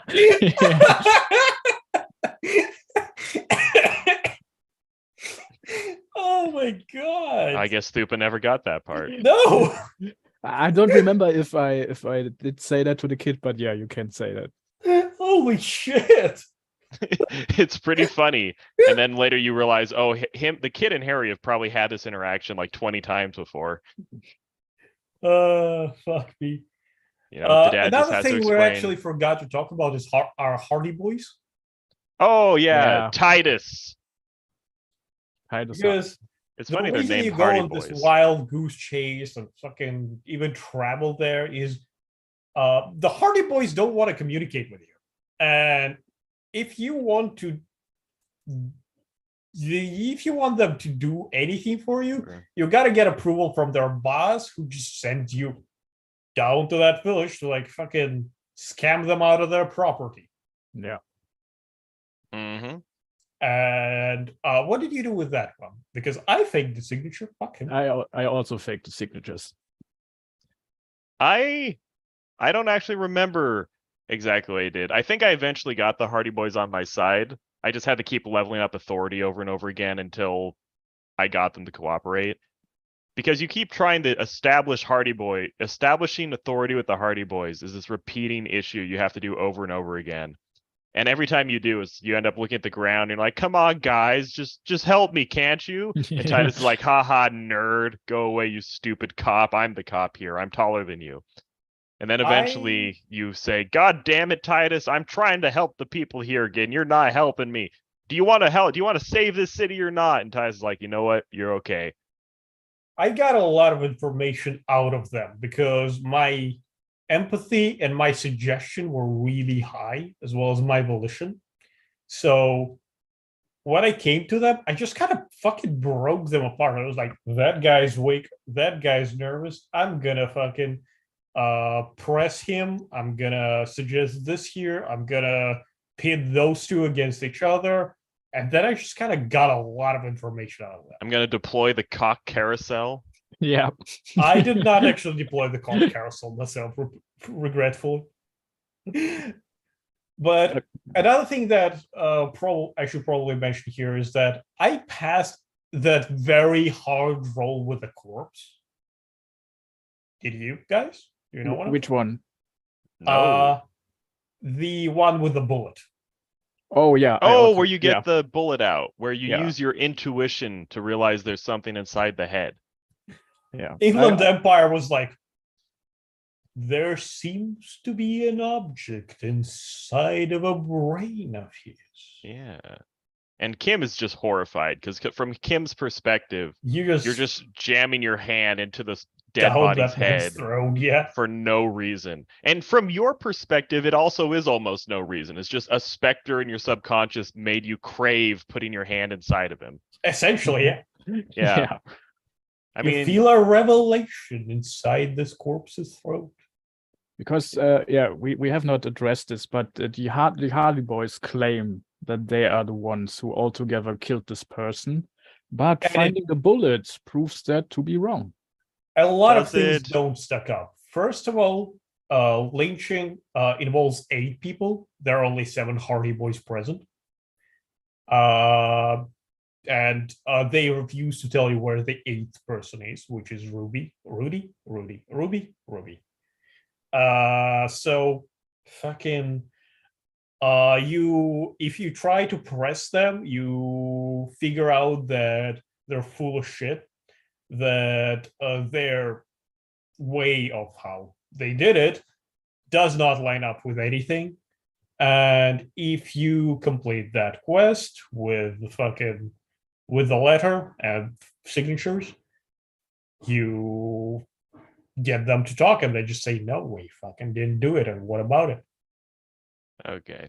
I will say, if we're getting this far into it, we should probably just tell people we're probably going to start talking about the ending too, right? Oh, we Yeah, of definitely course are. we have to. Okay. I maybe I mean- should put up a thing. I should just put Spoilers spoilers. from here on now. Well, we spoiled some stuff already, but yeah. Why is Okay. there a spoiler alert? Because it's called a spoiler foo, but Right, yes. So I feel like Thupa caught himself right as he started talking. He realized, oh, I'm going to get made fun of. no, I just didn't realize what the part was called, and I was like, oh right, that's what it's called. I'm not good with cars. Not I'm not good. I'm not good with dogs either. Are you there? No, he muted. I Oh. mean, he probably is still there, but we can't hear him right now. We won. We fucking won this. You as Sisyphus have rolled up the tuber-shaped boulder up the hill, and for the moment it stays there. Is that what you're saying? Okay. Also danger. You know, if you put it on your wish list, it goes on sale, relatively often. Yeah, it's not that expensive. even if It's a really um, good game. I had to tell this to a coworker that I recommend the game to because I was surprised by how expensive it is, because he looked it up on Steam when I mentioned it. He's like, oh, it's like $30 something. It's like, oh fuck. I mean, it's a great game. I don't know if it's $30 good if you're not a big gamer. I would say it definitely is, but I also bought it on discount. Yeah. Oh, it's discounted all the Yeah, time. It It's goes on fair. sale pretty often. I mean, I wouldn't necessarily buy it this minute if it's kind of expensive, but if you put it on your wish list, it'll probably go on sale again. Do try to get the final cut though, because that's the one with the voices, and the I voices think- are I think you fucking can't- sick. You can even- only get final. Yeah, I choice. think you cannot get the It's release version upgraded. anymore. Well, then he should try really hard to get it then, shouldn't he? Because then he won't get the game at all without it. Fucking hell, man. Yeah, I don't don't get the even disco understand what you leaf. said. Yeah, neither do I. I was just defensively flailing around, much like our boy Harry would. Am I right? So, where did I we- just failed where a did we rhetoric stop roll. before I got Uh, interrupted? Well, we're approaching the end. Oh, can we talk about Rich Lady and the union boss? Can we just talk about like the initial conflict, because we Oh, somehow okay. didn't get into this. Um, I will clarify the main Raoul Cortenauer. Okay. The main conflict of the game. Okay, well good job. And as if you you want discover if you through want to Hardy dip, that's Boys, fine. right? No hard feelings, danger. Yes, because we're talking about the end soon. What's up? As you discover through Hardy Boys, they As you discover the didn't Hardy Boys. do the crime.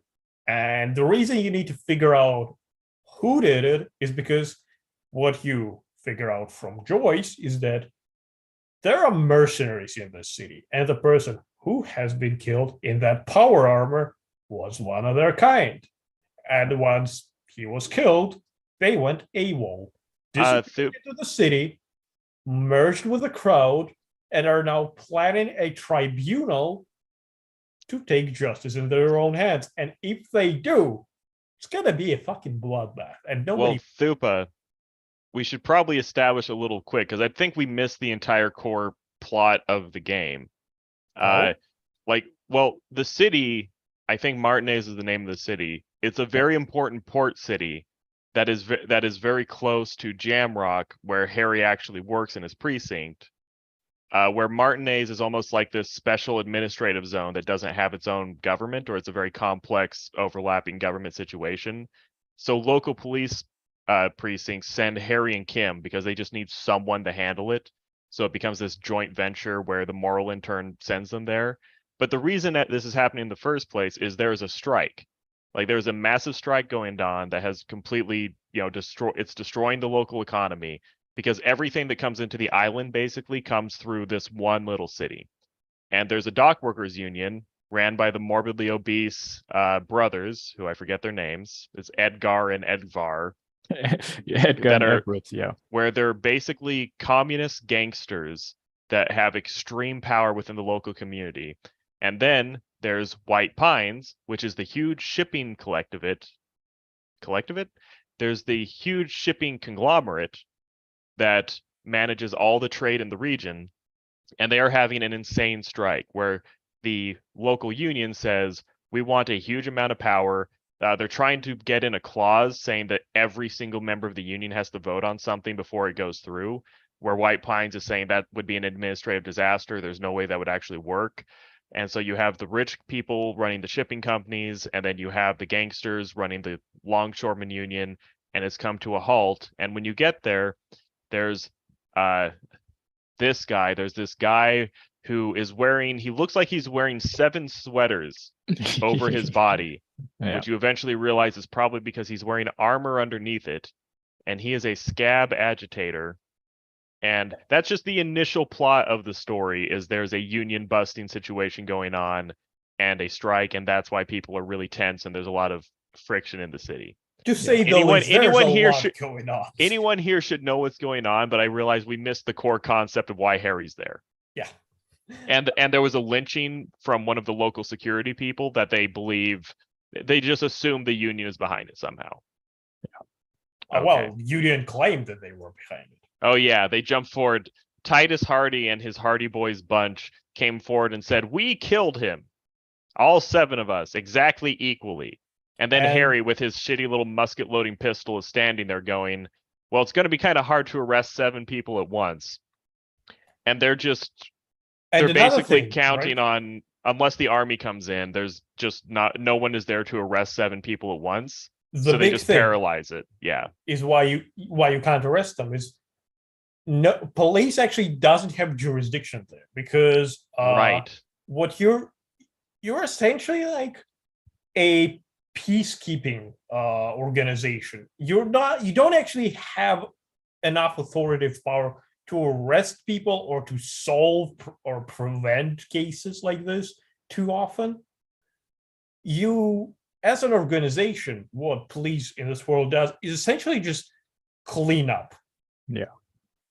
And what Hardy Boys are local militia that actually acts like police in here and kind of does have the best interest of people in mind. Yeah. And after all this conversation with them, after all this mind-duggery and I'm just going to call both of them Edgar now. The Edgar dudes, they comply with you. And they comply with you and they tell you about one specific person. The reason they're trying to put on this facade of having lynched the guy, well, they're still somewhat trying to, is they're trying to protect a woman whom that guy raped. And they don't want you to interrogate her because they want you to leave her alone. So they kind of have her best interest in mind. And this is where we come against Glacier. Glacier? Glacier, Yeah. I believe. Glacier, which is not her real name, but that's how she's called. Which is Oh What shit, the I fuck? fucked up. Ugh. it's KLASSG. I got it. Yeah, I left the word scab on. It was unfortunate. And she's one of the biggest fucking moments in this game. And She's one of the best characters. can I have like Yeah. a minute here? It's not going to be a minute, but sure. All right. So I need to check my potatoes anyway. So you just do Okay, you. good.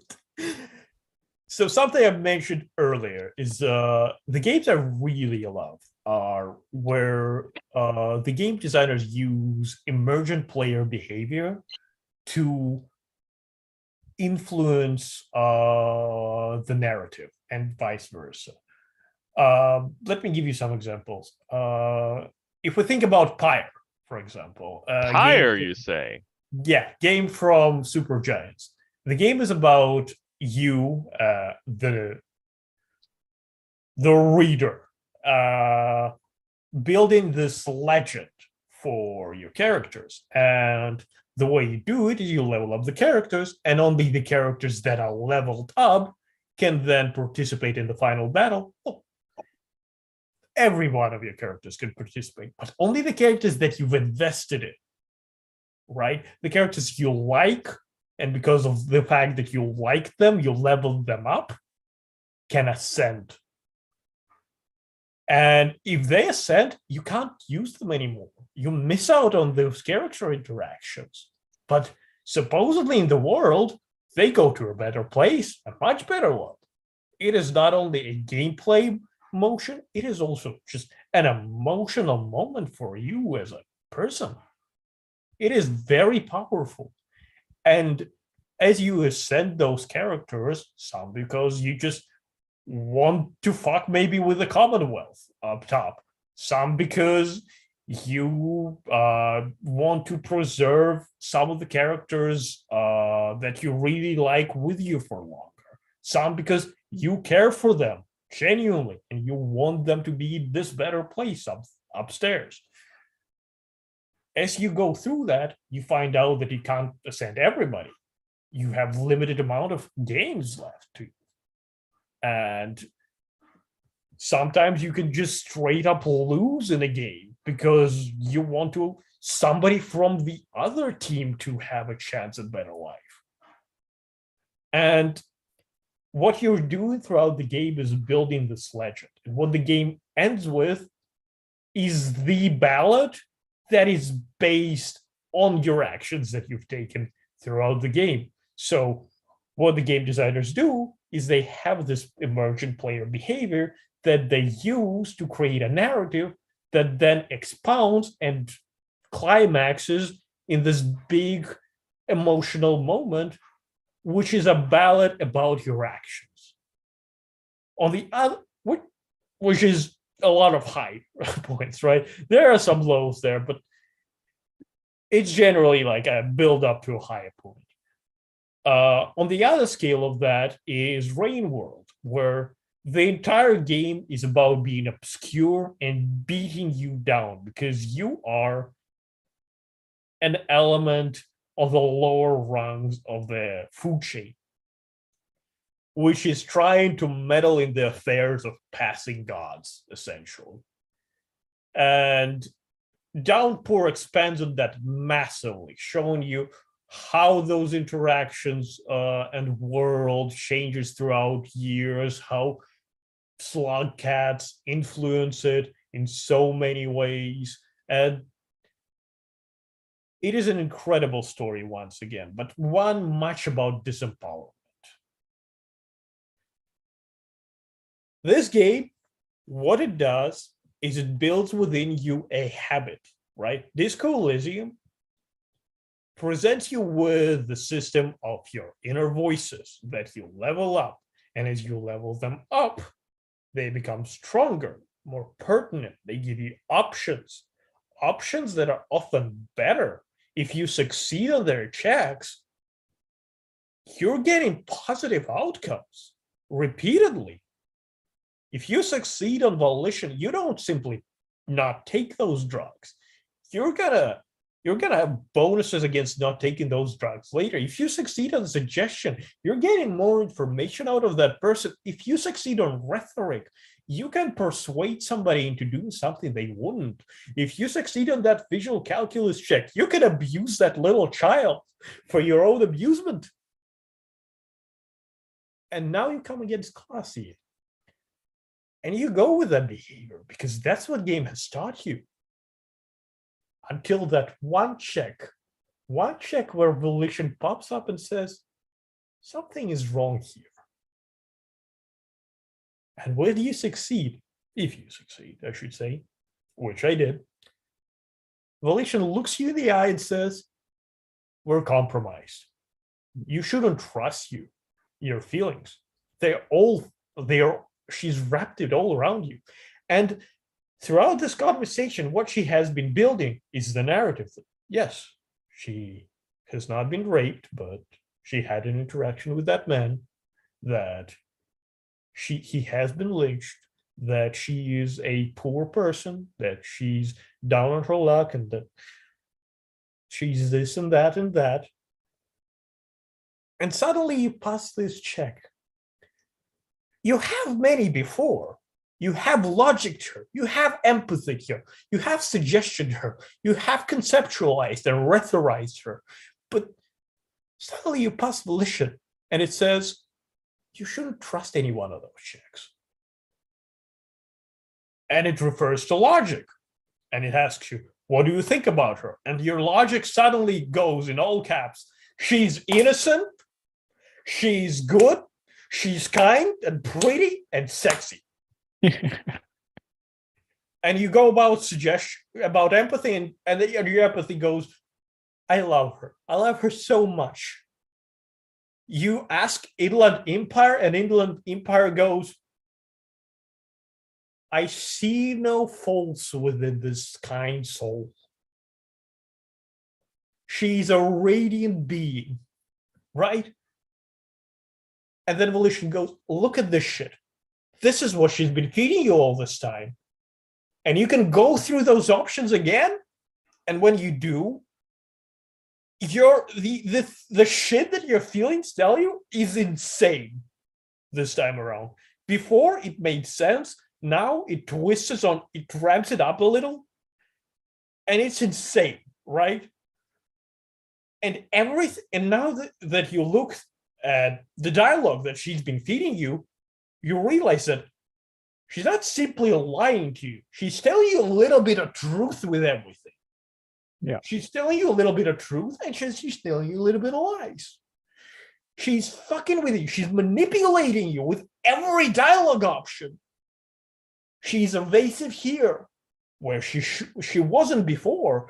You look through everything in the different lens, and this is an immense way to play with a player, where you have been taught something, and then suddenly it flips it all on the head, and it's recontextualized like a fucking, I don't know, like 10 pages worth of dialogue that you've gone through.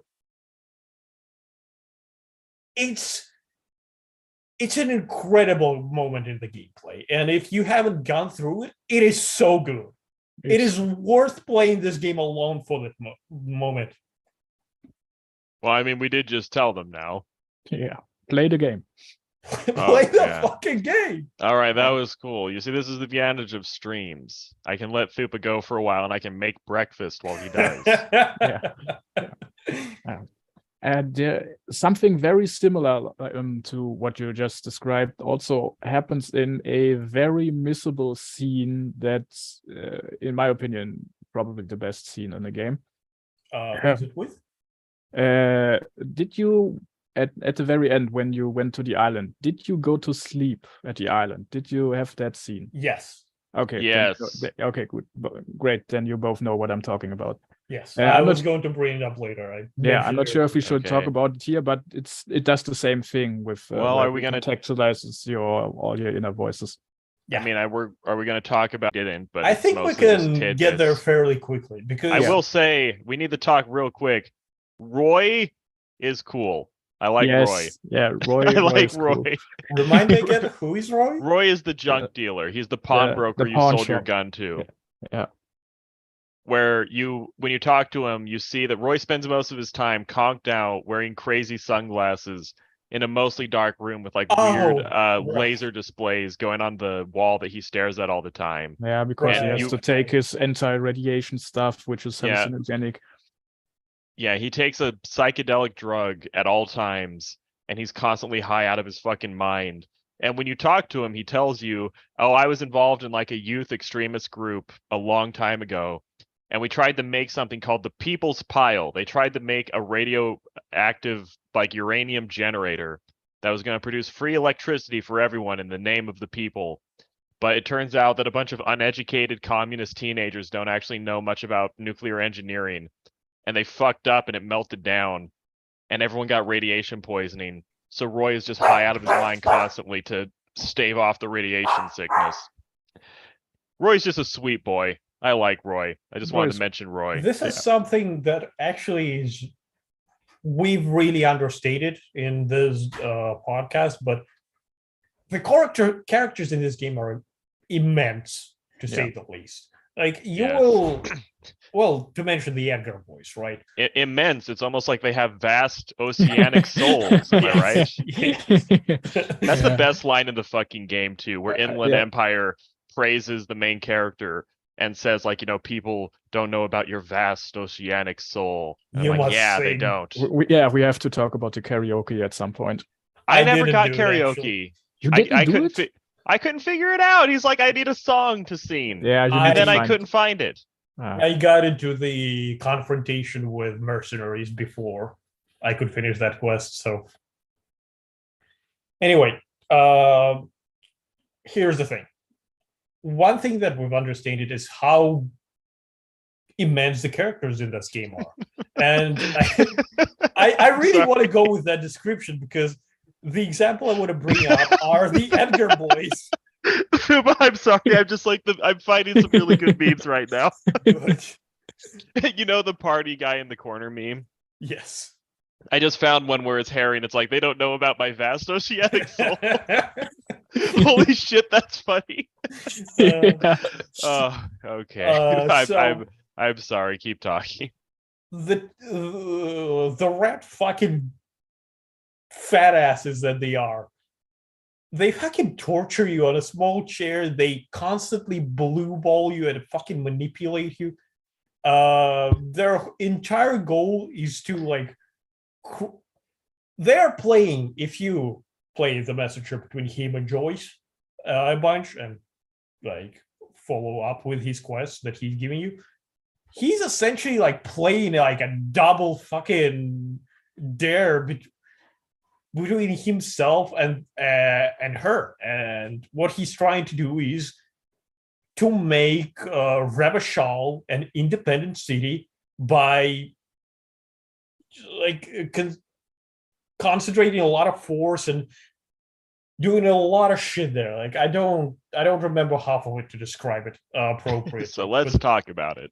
But the big thing is like he's the smartass that he's been manipulating you the entire game. But every time, like you wanna fucking hate that guy because he's just a rat bastard. He's corrupt as shit. He doesn't even try to hide it, dude. No, We're talking it's- about the mob boss guy, right? Yeah. Yeah. But then you just like talk to an old dude and he's like, yeah, well, that dude gave me a job and I can't really do anything, but he just like keeps me in a tower and pays me money and feeds me and he just does that out of the good of his heart. And I've been not even been to the job and he still pays me. I don't know why, but he does that and I feel bad. And but I just can't go to the tower now because my legs are bad. And you just meet these moments with all of those people just all over the place. Like so many humanizing little moments with the characters. You'll come up against like a fucking drum circles with druggies, and then you talk to them and they're like, yeah, well, shit broke apart and I'm a drunk and I should have gone to visit my wife and I didn't, and that's why I'm here. Or you'll find a woman in the square who's just like nasty to you, and then you talk to her and she's like, well, she's kind of nasty to you because she's worried about her husband who hasn't been home for a couple of days, and then you find his fucking corpse on a beach because he fell through because when he was drunk on a bender through the piers, I believe the word is. Anyway, there are a lot of very complex characters in this game, and if you have time, talk to people because it's just a joy talking to them. It is an exceptionally well-written game, as I said before, and oh my god. Now that we're talking about the fucking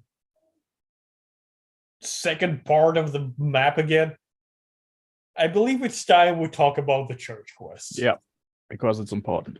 Yeah, because it is certainly important. I don't even remember if it's important. It's just weird. If you manage to get to a ton of checks and they are hard fucking checks, by and you get to the very end of it basically, then it's very important, or rather what it tells you is very important. The first thing you come up is this church. Within this church, there is what the kids outside call like a crab. The crab man, yeah, a crab man, crab people, and it's just like a Mexican dude that's painted himself white, and he just sits in the rafters in this creepy church where there is a Dolores was her name? Yeah.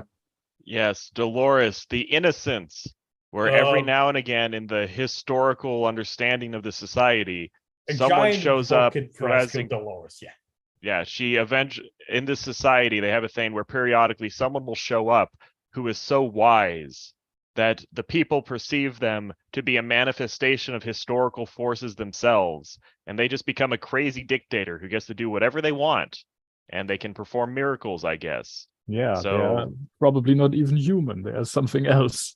Yeah, and her lungs are always painted on the outside because her lungs burned with her goodness or something.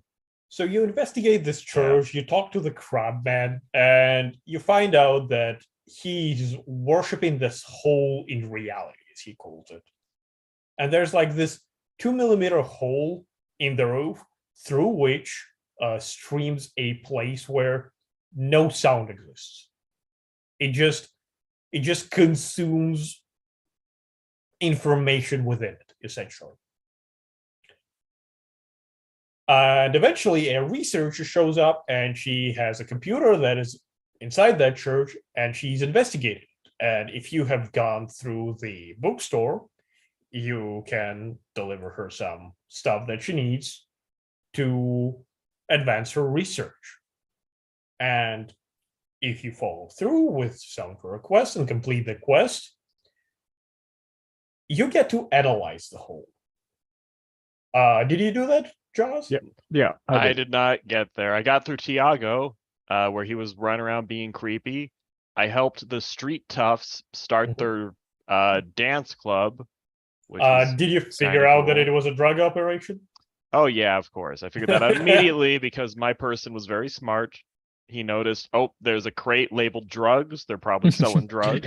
I also confronted the head dance guy about his balding hair, where he's obviously getting too old for these shenanigans. Did you break through the fucking dipshit's puzzle? Yeah, I think I got through it. don't I did think I most of did their that one, quests. actually. I just didn't get to the very end with figuring out the sound or the hole in the world. So what happens with the hole in the world is that you complete a lot of I think it's like 2 or 3 really hard checks, and you analyze the hole and you peer inside it. And what happens is it like projects a sound that just fucking nearly kills everybody inside the church and fucking shakes the church on its own foundation, nearly comes crashing down on you altogether.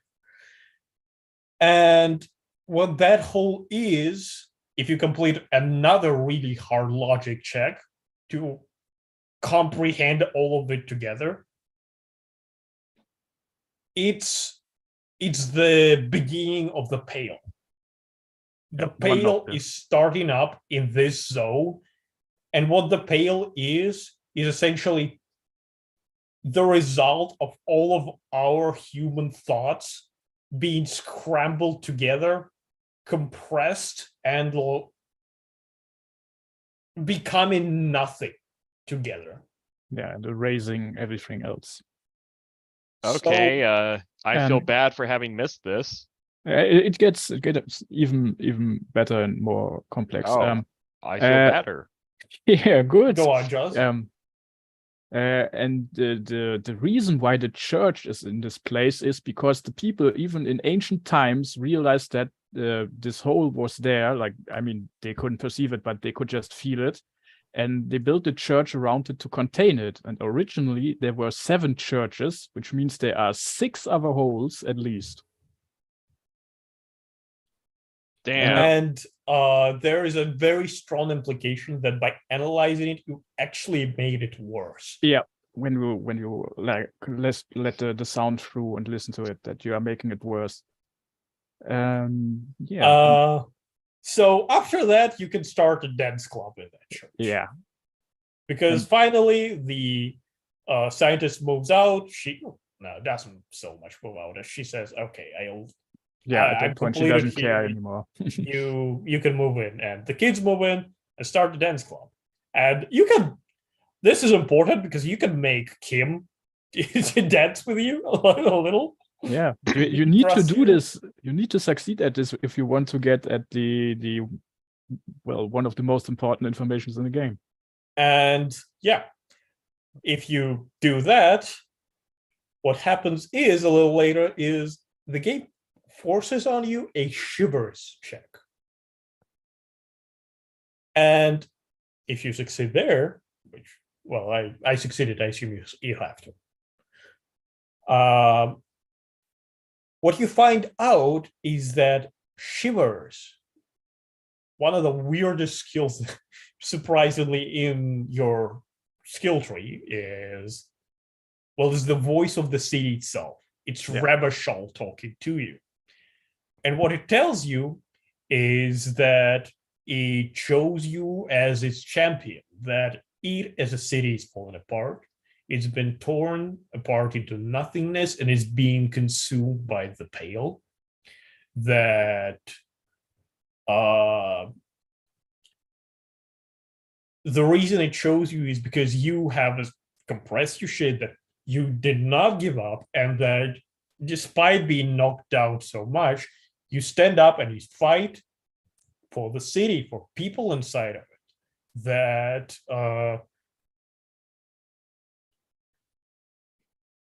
That you are like, well, I believe it names you the champion of the city, doesn't it?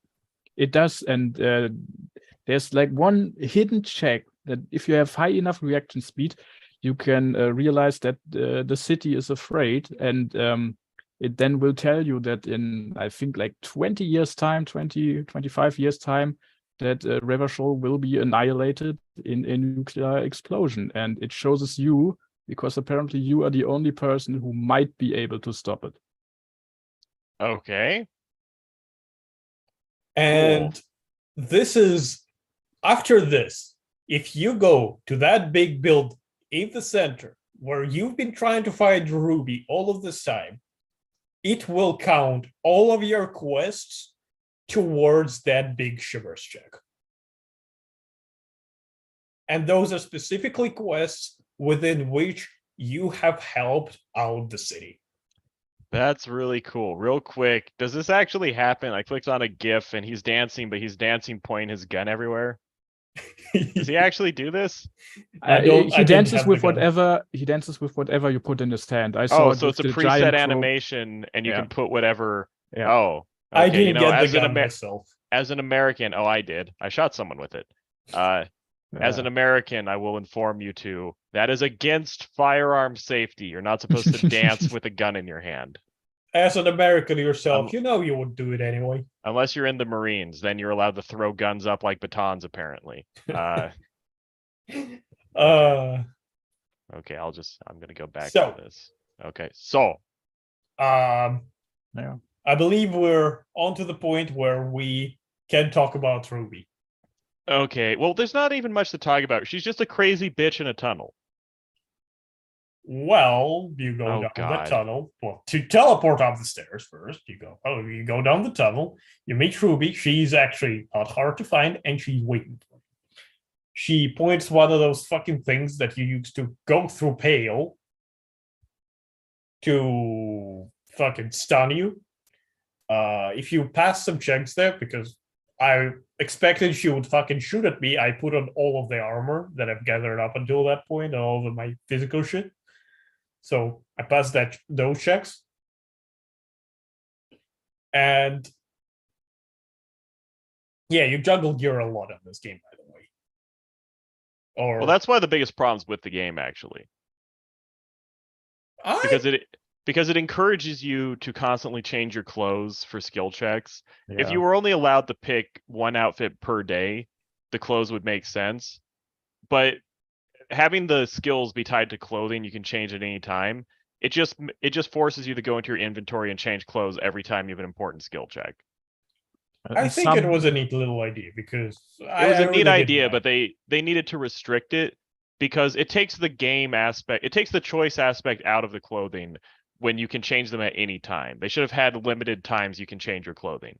And there are some some times where you obviously can't change it mid dialogue, and there's important dialogue within which you cannot quit, right? But if that's like, there are a lot of side quests in this game where you have important decisions to make, and having the ability to just kind of see what tests are lying ahead of you, quit out, maybe you look for other gear, optimize a little, come back, and tackle that quest with that gear is really nice. I appreciated that idea. I mean, I the think it system- should have been once per day.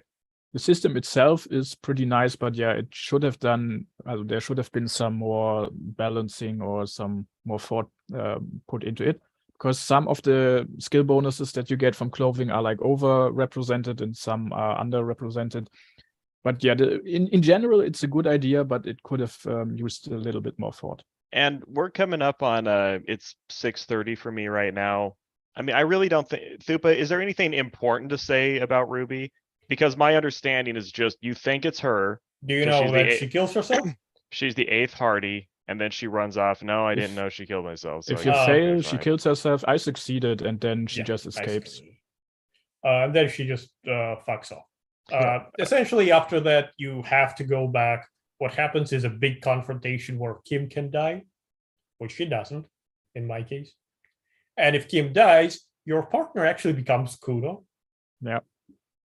Oh, wait, so you slowed down to talk about Ruby, but you're just blowing past the shootout. I actually don't find shootout that important because Uh.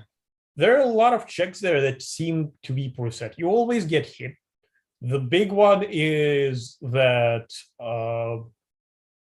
you can save more or less Hardy Boys with your checks initially, and once you get hit, Kim will try to help you out, and you can warn him.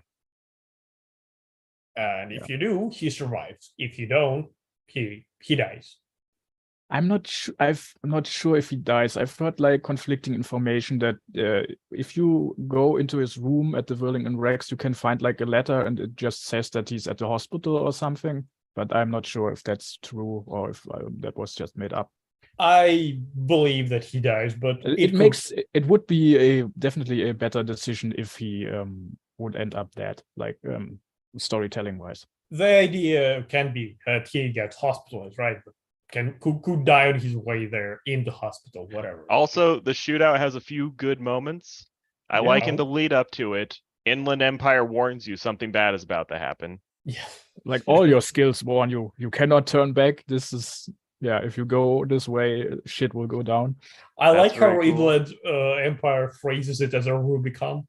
Yeah. Ah, wait. Did the Roman Empire exist in this world?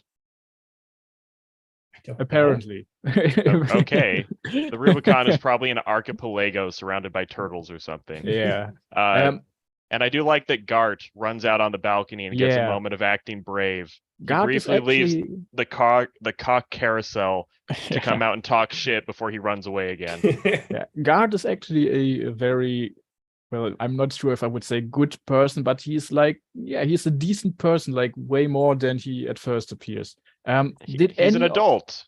He's one adult surrounded by a bunch of children that are either calling themselves the Hardy Boys and pretending to hang people, or they're crippled old ladies hunting ghosts out in the with locusts in cages, or they're alcoholic cops trashing their rooms, or they're Kim. Speaking of alcohol, did any one of you follow through with the horrific necktie quest? Because the necktie is my favorite character in the entire game, and I didn't get it on my first playthrough because if you use the smart cop archetype, which I did, his Inland Empire is not high enough to get it, and if you don't get the tie immediately, you just can't get it.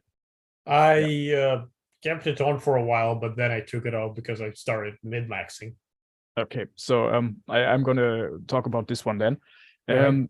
If you follow along with the necktie, which at the most inopportune moments will chime in and talk to you in a very enthusiastic voice, and at first it always seems like the necktie is telling you the most insane shit ever and trying to destroy your life.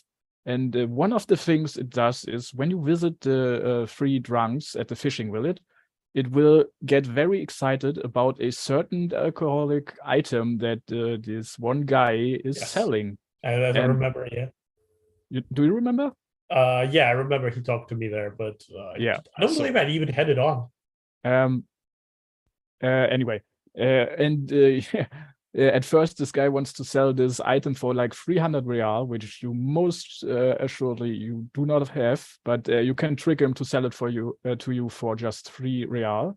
And then later, when you come to the tribunal, the necktie will basically tell you to take it off and to use it with this hyper high percentage alcohol to make a Molotov cocktail, which you then can throw, or actually do throw, at one of the mercenaries when all the shit goes down. And you have this really emotional conversation with this necktie where it tells you basically that it when you went in the clothing shop to check out the neckties, it saw you and it just saw that you were heartbroken and were not loving your life, and it made it its decision to make your life as fun as possible, and that was its only goal in life.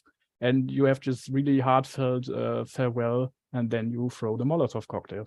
Holy shit. And the quest name is The Spirit is Eternal. Holy shit. It's my favorite character. It's just this necktie. Damn. And the item is called Spirit Bomb, apparently. The item's it's the Spirit Bomb. No one can defeat Goku. I did not build the Molotov cocktail. I don't even remember if I got the option, because if I could have, I was trying to defuse the situations the best I could. Like, I was sitting there like, calm down. No, not you. Put that gun down. No, I'm in the middle. I'm talking. I don't have a weapon. I literally don't.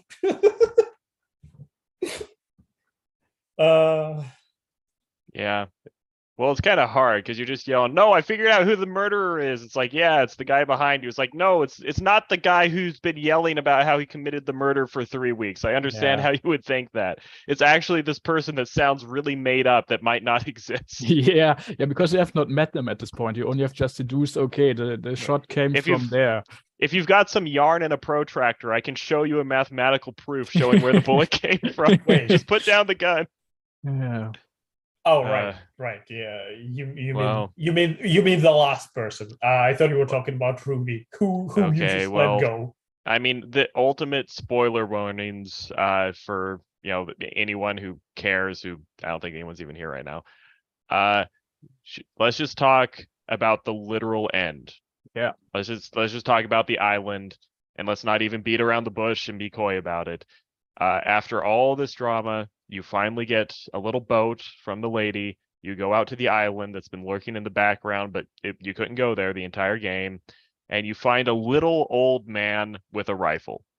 And when you go there, if you play your cards right, you'll have a little son. Yep. Anyway, you go there on this abandoned island, and it's essentially like a fortress Yeah, from the revolutionary days. from the revolutionary days. Yeah, and as you walk around it, you'll eventually get tired because you've been shot. You're not feeling very great, and Kim will offer you to take a rest while he looks around. If you do, which I did, Yeah. you get to Become participate in the Jesus. last sleep paralysis demon moment. The last dream. Yeah. The last dream, yes. So you go to sleep and you find the fucking woman from the fresk, whatever her name was again. By basically becoming Jesus and having Yep. Essentially, like the perfect woman who is been haunting you ever again.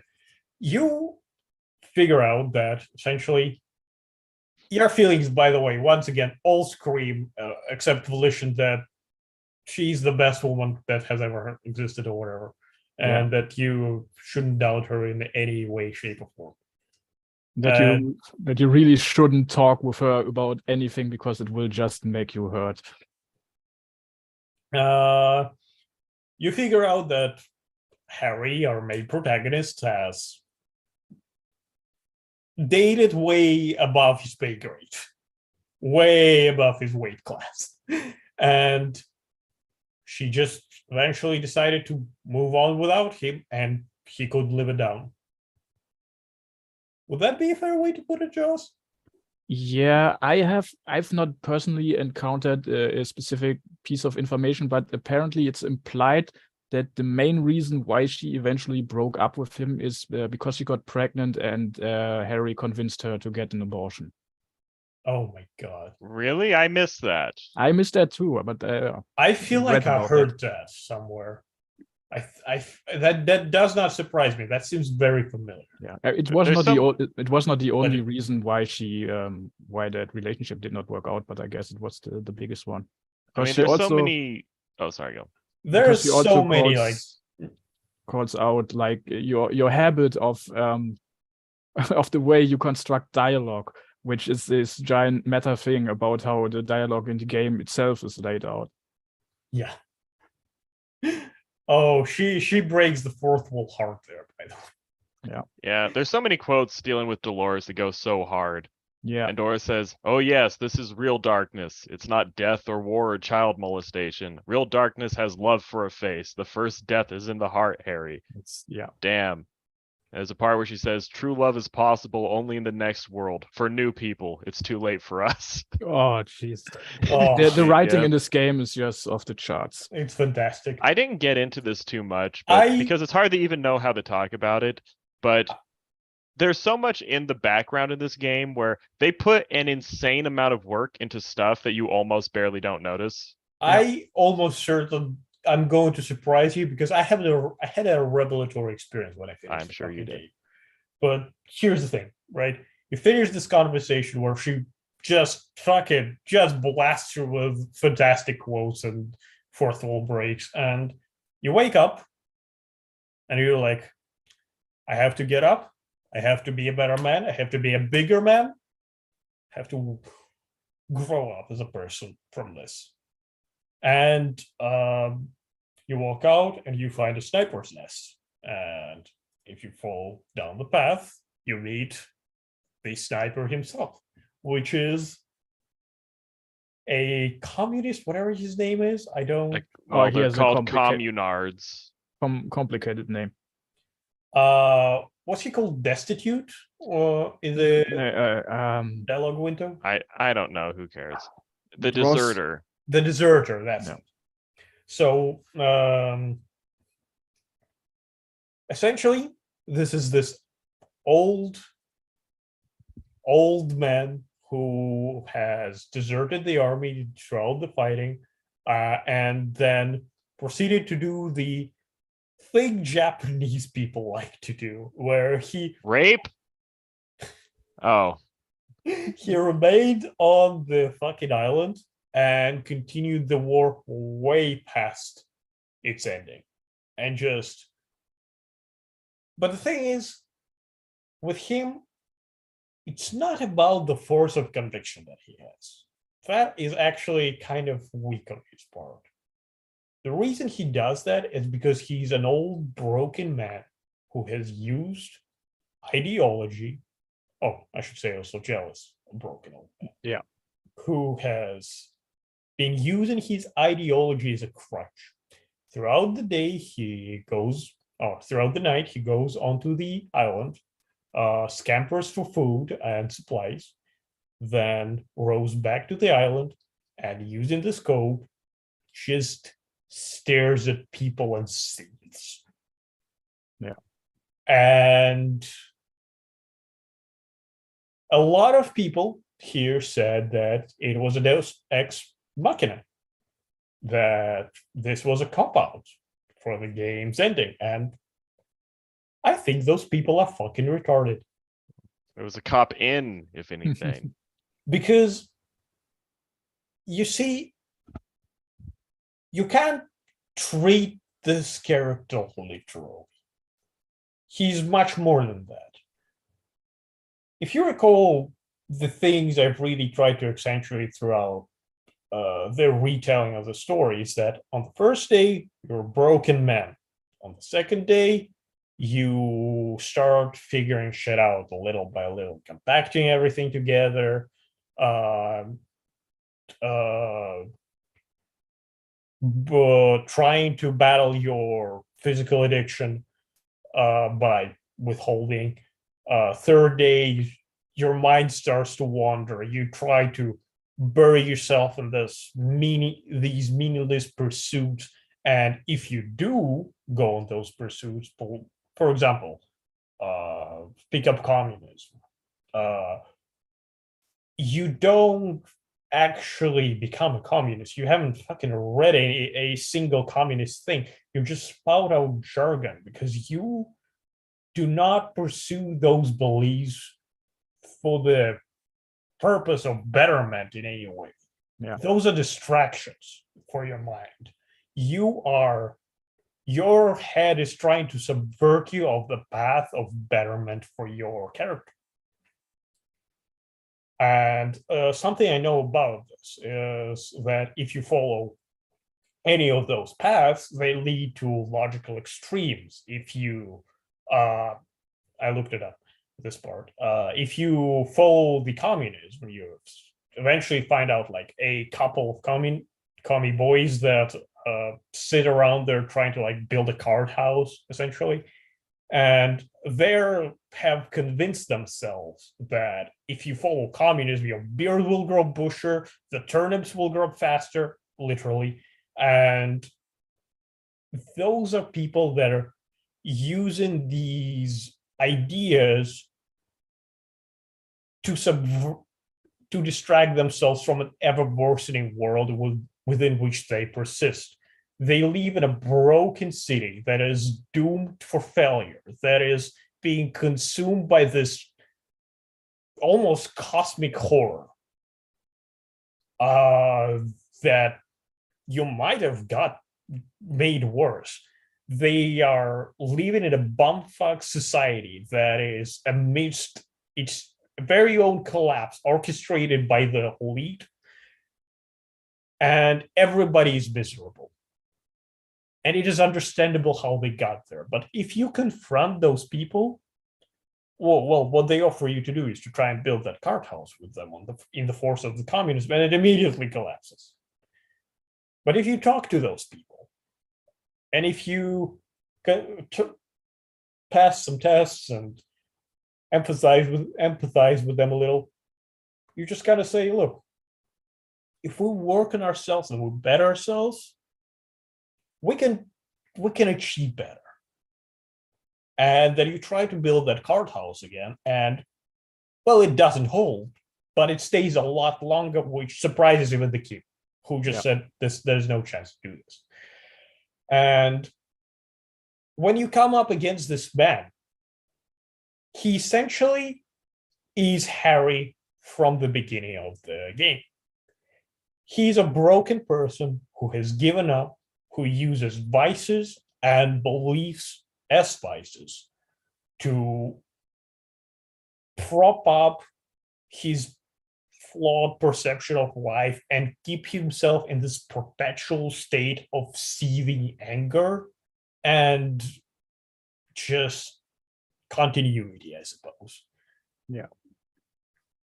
He's much more than a villain, a person who shot some fucker because he was fucking a woman that dude find the hots for. No. He is a literary device for expressing what the real meat of the game is about. And when you arrest him and you go down, if you've done everything even semi-properly, what happens is you get acclaimed by your peers, you get reinstated as an inspector, Kim joins the force, and calls you one of the best people he has ever worked with, despite the fact that you're an apocalyptic Egyptian.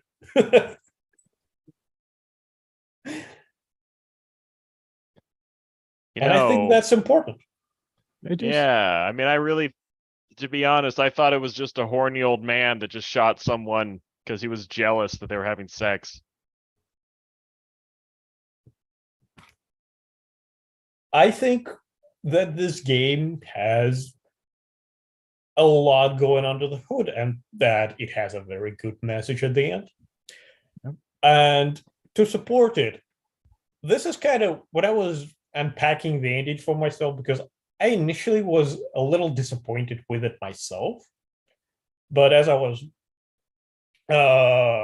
talking to the dude again, trying to find out more, like trying to wiggle out information out of him, I kind of grew to appreciate that, and I kind of felt it. And something just kind of clicked in my head, right? Elysium is Latin, right? Yeah. Yes. What does Elysium? No, wait, it's Greek. Is it? It's Greek. It's Greek. Well, Greek the and Latin, Elysium, right. the Elysium fields are a concept from Greek mythology. The world itself, the word itself, I do not know if it's Greek or Roman. I think it's Greek. It's Greek, but Greek people were at that point in time, particularly, implementing a lot of Latin, and so it has Latin roots. But that's beside the point. Do you know what Elysium is? Yeah, Well, it plays in the afterlife in the Greek mythology. Basically, the best of the few spaces or realms that you can end up in. Yeah, it is where essentially, where if you're a hero, you go there and you can fight Theseus in the bull. Yeah. Heaven is not the right word, but it is essentially paradise. It is the perfect place. Yeah. Yeah, it's where the really What do you people think go. disco is in this context? What? Because I here's think the disco thing. is disco. They seen disco in the game. Disco is where it clicked for me. Is also a Latin word. Fuck. It is once again used in Greek, old style Greek, Latin in that particular era, and disco stands to learn off, to become knowledgeable of. Ah, okay. to partake in.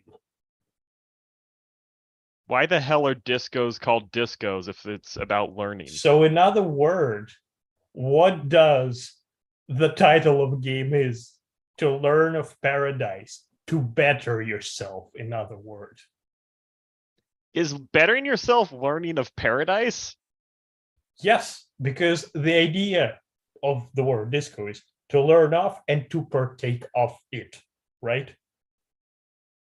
Sure. To participate in a way. It implies participation. And so, in other words, the title of the game is to learn of and grow into a paradise, or to better yourself. Wow, I just learned that discotheques, the original part of how they started, because it means library, and it means library. It got used as a library of physical song records, and they started in France because when the Nazis came in, they couldn't use the radio, so they resorted to playing records. So they just have a bunch of records in one place, and that's how discotheques started. I don't know if that's helpful, but I just saw that on Wikipedia. That's Let's interesting. see. Disco was a heroic medium. Why did we let it die? Yeah. That might be coming back. Because BGs are not around anymore. Okay. But yeah, that's. I just kind of, as I was parsing that after playing the game, analyzing things, it just kind of clicked in my head. Yeah. Okay, And I don't. it just, as I said, it was a fucking revelatory experience where I was like, God damn, the writing in this game is good. Where they hid such a fucking idea in the plain sight. I have no fucking idea what's going on with anything. I I did not take a lesson from this game. I think I saw this as an aesthetic experience where it's life is hard, and that's really the only lesson. And we're just going to have a lot of interesting little aesthetic moments and some fun dialogue. I did not perceive this as having a point or a moral. Really. Well, I mean, I saw it as the moral is just like, don't be a horny old man. It's like, I failed, damn it. well, not to end on the bummer note. Let's talk about a fun thing. When you're down talking to the comet, the reason he's loopy is because there's a plasmid around. Yeah. Yeah, might as well. And if you have high enough inland empire, you can talk to it. Yeah. Yep. By God, you can. I actually really like one of its quotes. It says that it calls people violent and irrepressible miracle. Yeah. I just think that's a really good quote. It has some of the best lines in the entire game. Like, for instance, it tells you basically that kind of the quantum mechanical idea that all of existence arises out of humans, and it is very afraid that every time a human blinks, that it will erase all of existence, and you can blink, and it tells you, please don't do that. Please don't do that. Yeah. And it also tells you, if you pick the right choices, it also tells you that all of the insects in the entire world are rooting for Harry to get better, and Yes. It's like, finally, I can believe in myself. Oh, and Kim is just flabbergasted. Yeah. And since we're talking about plasmid, I'm gonna put it on a bummer note again, because you see, thinking back to the cryptozoologists, if you follow their quest through to annoy Kim, which obviously you do, why wouldn't you annoy Kim? And and find out that Kumo started a night city with locusts. The woman, when you ask her enough about the cryptids, will tell you that, look, the way we found out each other and started all this relationship and ended up in marriage, and here we are, is with the scripted shit. But the problem is, it's been a very long time and we haven't found anything. And I don't know if I believe in them anymore. But I'm too afraid to say that because that would mean that the foundation on which we've built this entire relationship is false, isn't it? And what you can tell her instead is that even if these cryptids aren't real, the relationship that they built together very much is, and that she should cherish that instead. I saw someone who failed that role. Oh my god. Oh no. What did you do? Did you want to have fun with her as well? No, but you cannot convince her in that case that that the relationship is real. So it seems like she's still doubting, and I don't know if that has any effect in in the extended story, so to speak. But yeah, she still doubts it at that point. You cannot convince her if you fail the role. Yeah, it's a game with a lot going on to the hood. And we've missed out on so many things even getting here. Like Yeah, we there's haven't so talked much about stuff. food all. There are so many characters. There's even the Spaniard in the rafters is cool. Yeah. One thing about the deserter as well. He fought on the revolutionary side, and there's also a old veteran character in the game who Oh, fought I on the love that monarchist. guy. Yeah, I was 100% sure We that you forgot would the say- best characters. Renee. I Oh was yeah, 100%. fucking Renee. Renee is so goddamn cool. I was Dual 100% dudes. sure that you would like him, like based on what I Oh. know about you. So What the fuck does that mean? you know what that means. But Yeah, I always like the crotchety old man character. that's not what yeah. I meant. But Wait, anyway. no, because am I a monarchist? What? Aren't you? Okay. Oh, pull well, up we'll that face! just- Pull up the face! Okay, what? Pull up his face. So No, there was the ratty dude, the fat Oh. ratty dude. Oh damn it! I fucked up. What am I clicking on? Backspace. I'm not sure what Backspace. that means. What?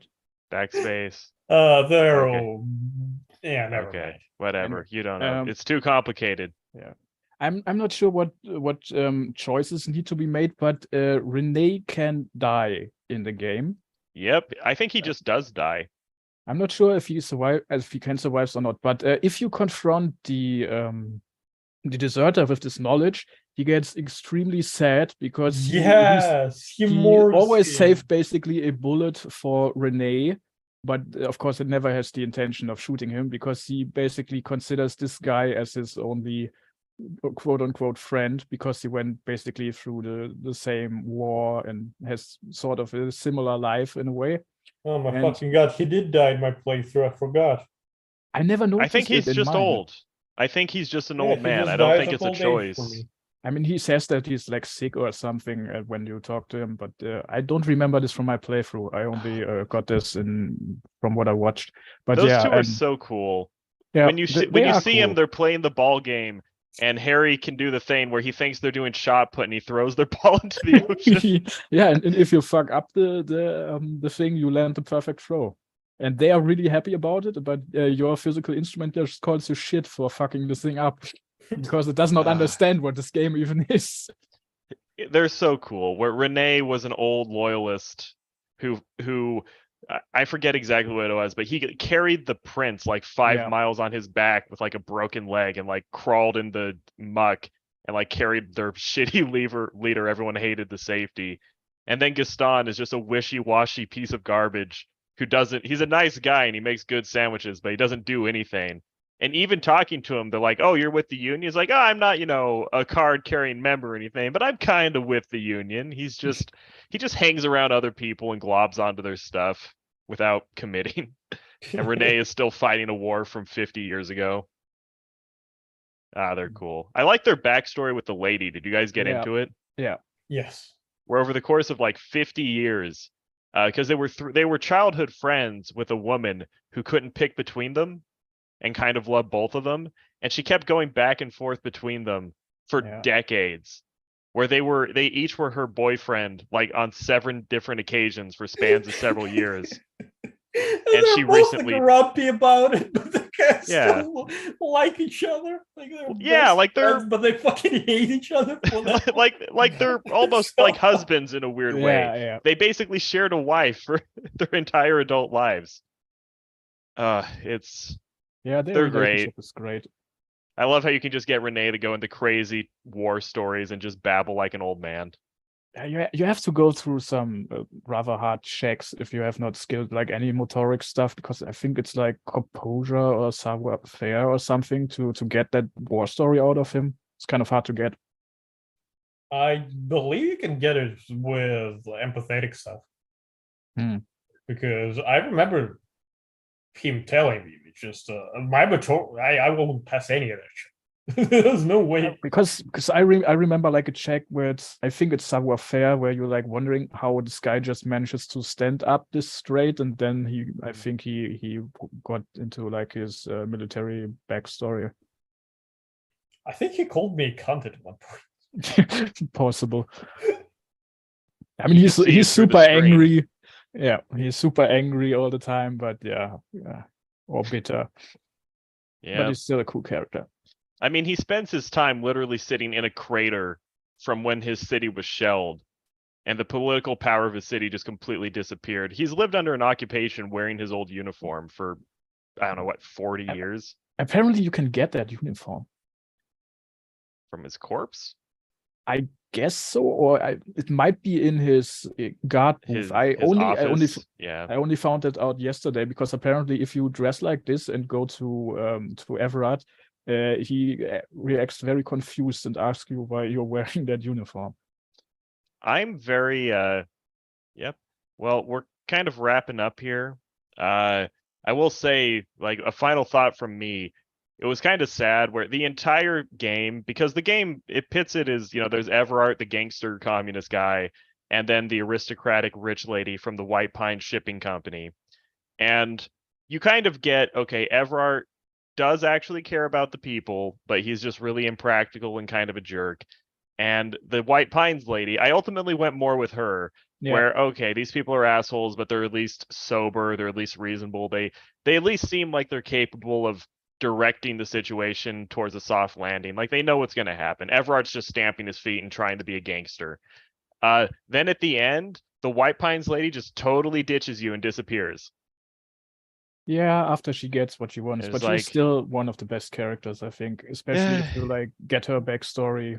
where Well, in she- my case, I mean, it's just, that was just kind of a kick in the face. It's like, yeah, of course. It's like, yes, the rich person is ultimately more grounded in reality, but they will betray you at the last minute, as always. It's just how it Well, happens. she fucked up for me because Everard essentially served her an ultimatum, right? You can either he has formed his fucking coalition in a phase that either the people she works for send like a giant military force to wrest the town away from him, or the city's just going to not let any goods through and they can fucking starve. Yep. Right. He literally tells you once you have finished all this shit that he wants this war to happen, because he assumes that it will eventually start revolutions all over, and yeah, that he He's will succeed this way. Yeah. Hit him and with the old Trotsky. and And the the reason back of the head. yeah, and the reason she fucks off is because he has won this gamble. He essentially convinces her that, look, she doesn't want a war. He may want it, but it's also kind of a bluff. Again, because once she leaves, he goes, look, realistically, I don't want people to die. I care for these people. In my own way, I'm a piece of shit, but I do care about these people. So, and they could slaughter us very well. They'll just employ more of those pieces of shit that are in the fucking on the ground already here that you're trying to get rid of. So just now that she left, she's gonna convince them not to take action against us. We get our independence, they get their goods, and everybody wins. Isn't Everybody that great, wins. Harry? Sounds pretty good. Except that, well, he wins realistically. Yeah, they have to accept his demands. Well, sounds to me like it worked out. I think we'll talk for, if you guys can, we'll talk for a few minutes after I close the stream, but about the close the stream, do you have any final thoughts? Any last thing you want to say? I mean, as Super has pointed out, the message of the game is very similar to that of Neon Genesis Evangelion, I would say. Really? Okay. Yeah. Well, if you can It's say like that in like 2 minutes, go for it. It's pretty much just a sentence that the not to give up the betterment of yourself, and with that possibly the betterment of reality in itself through the connections that you have and how that shapes and reflects on reality. It's basically just that. I don't know. I guess that probably also turns out to be the message of Mushoku Tensei in the end, I guess. I don't know. Oh, don't say that. I don't know. I don't know anything past the first Well, season. we'll develop that idea later. Okay, Thupa, do you have any final thoughts? Well, what can I say? Harry goes to escape his demons, but in the end, he finally found what he was looking for. A place Yes. where he can be without remorse. Because a stranger who has found that in a stranger war, I finally found what I was looking for.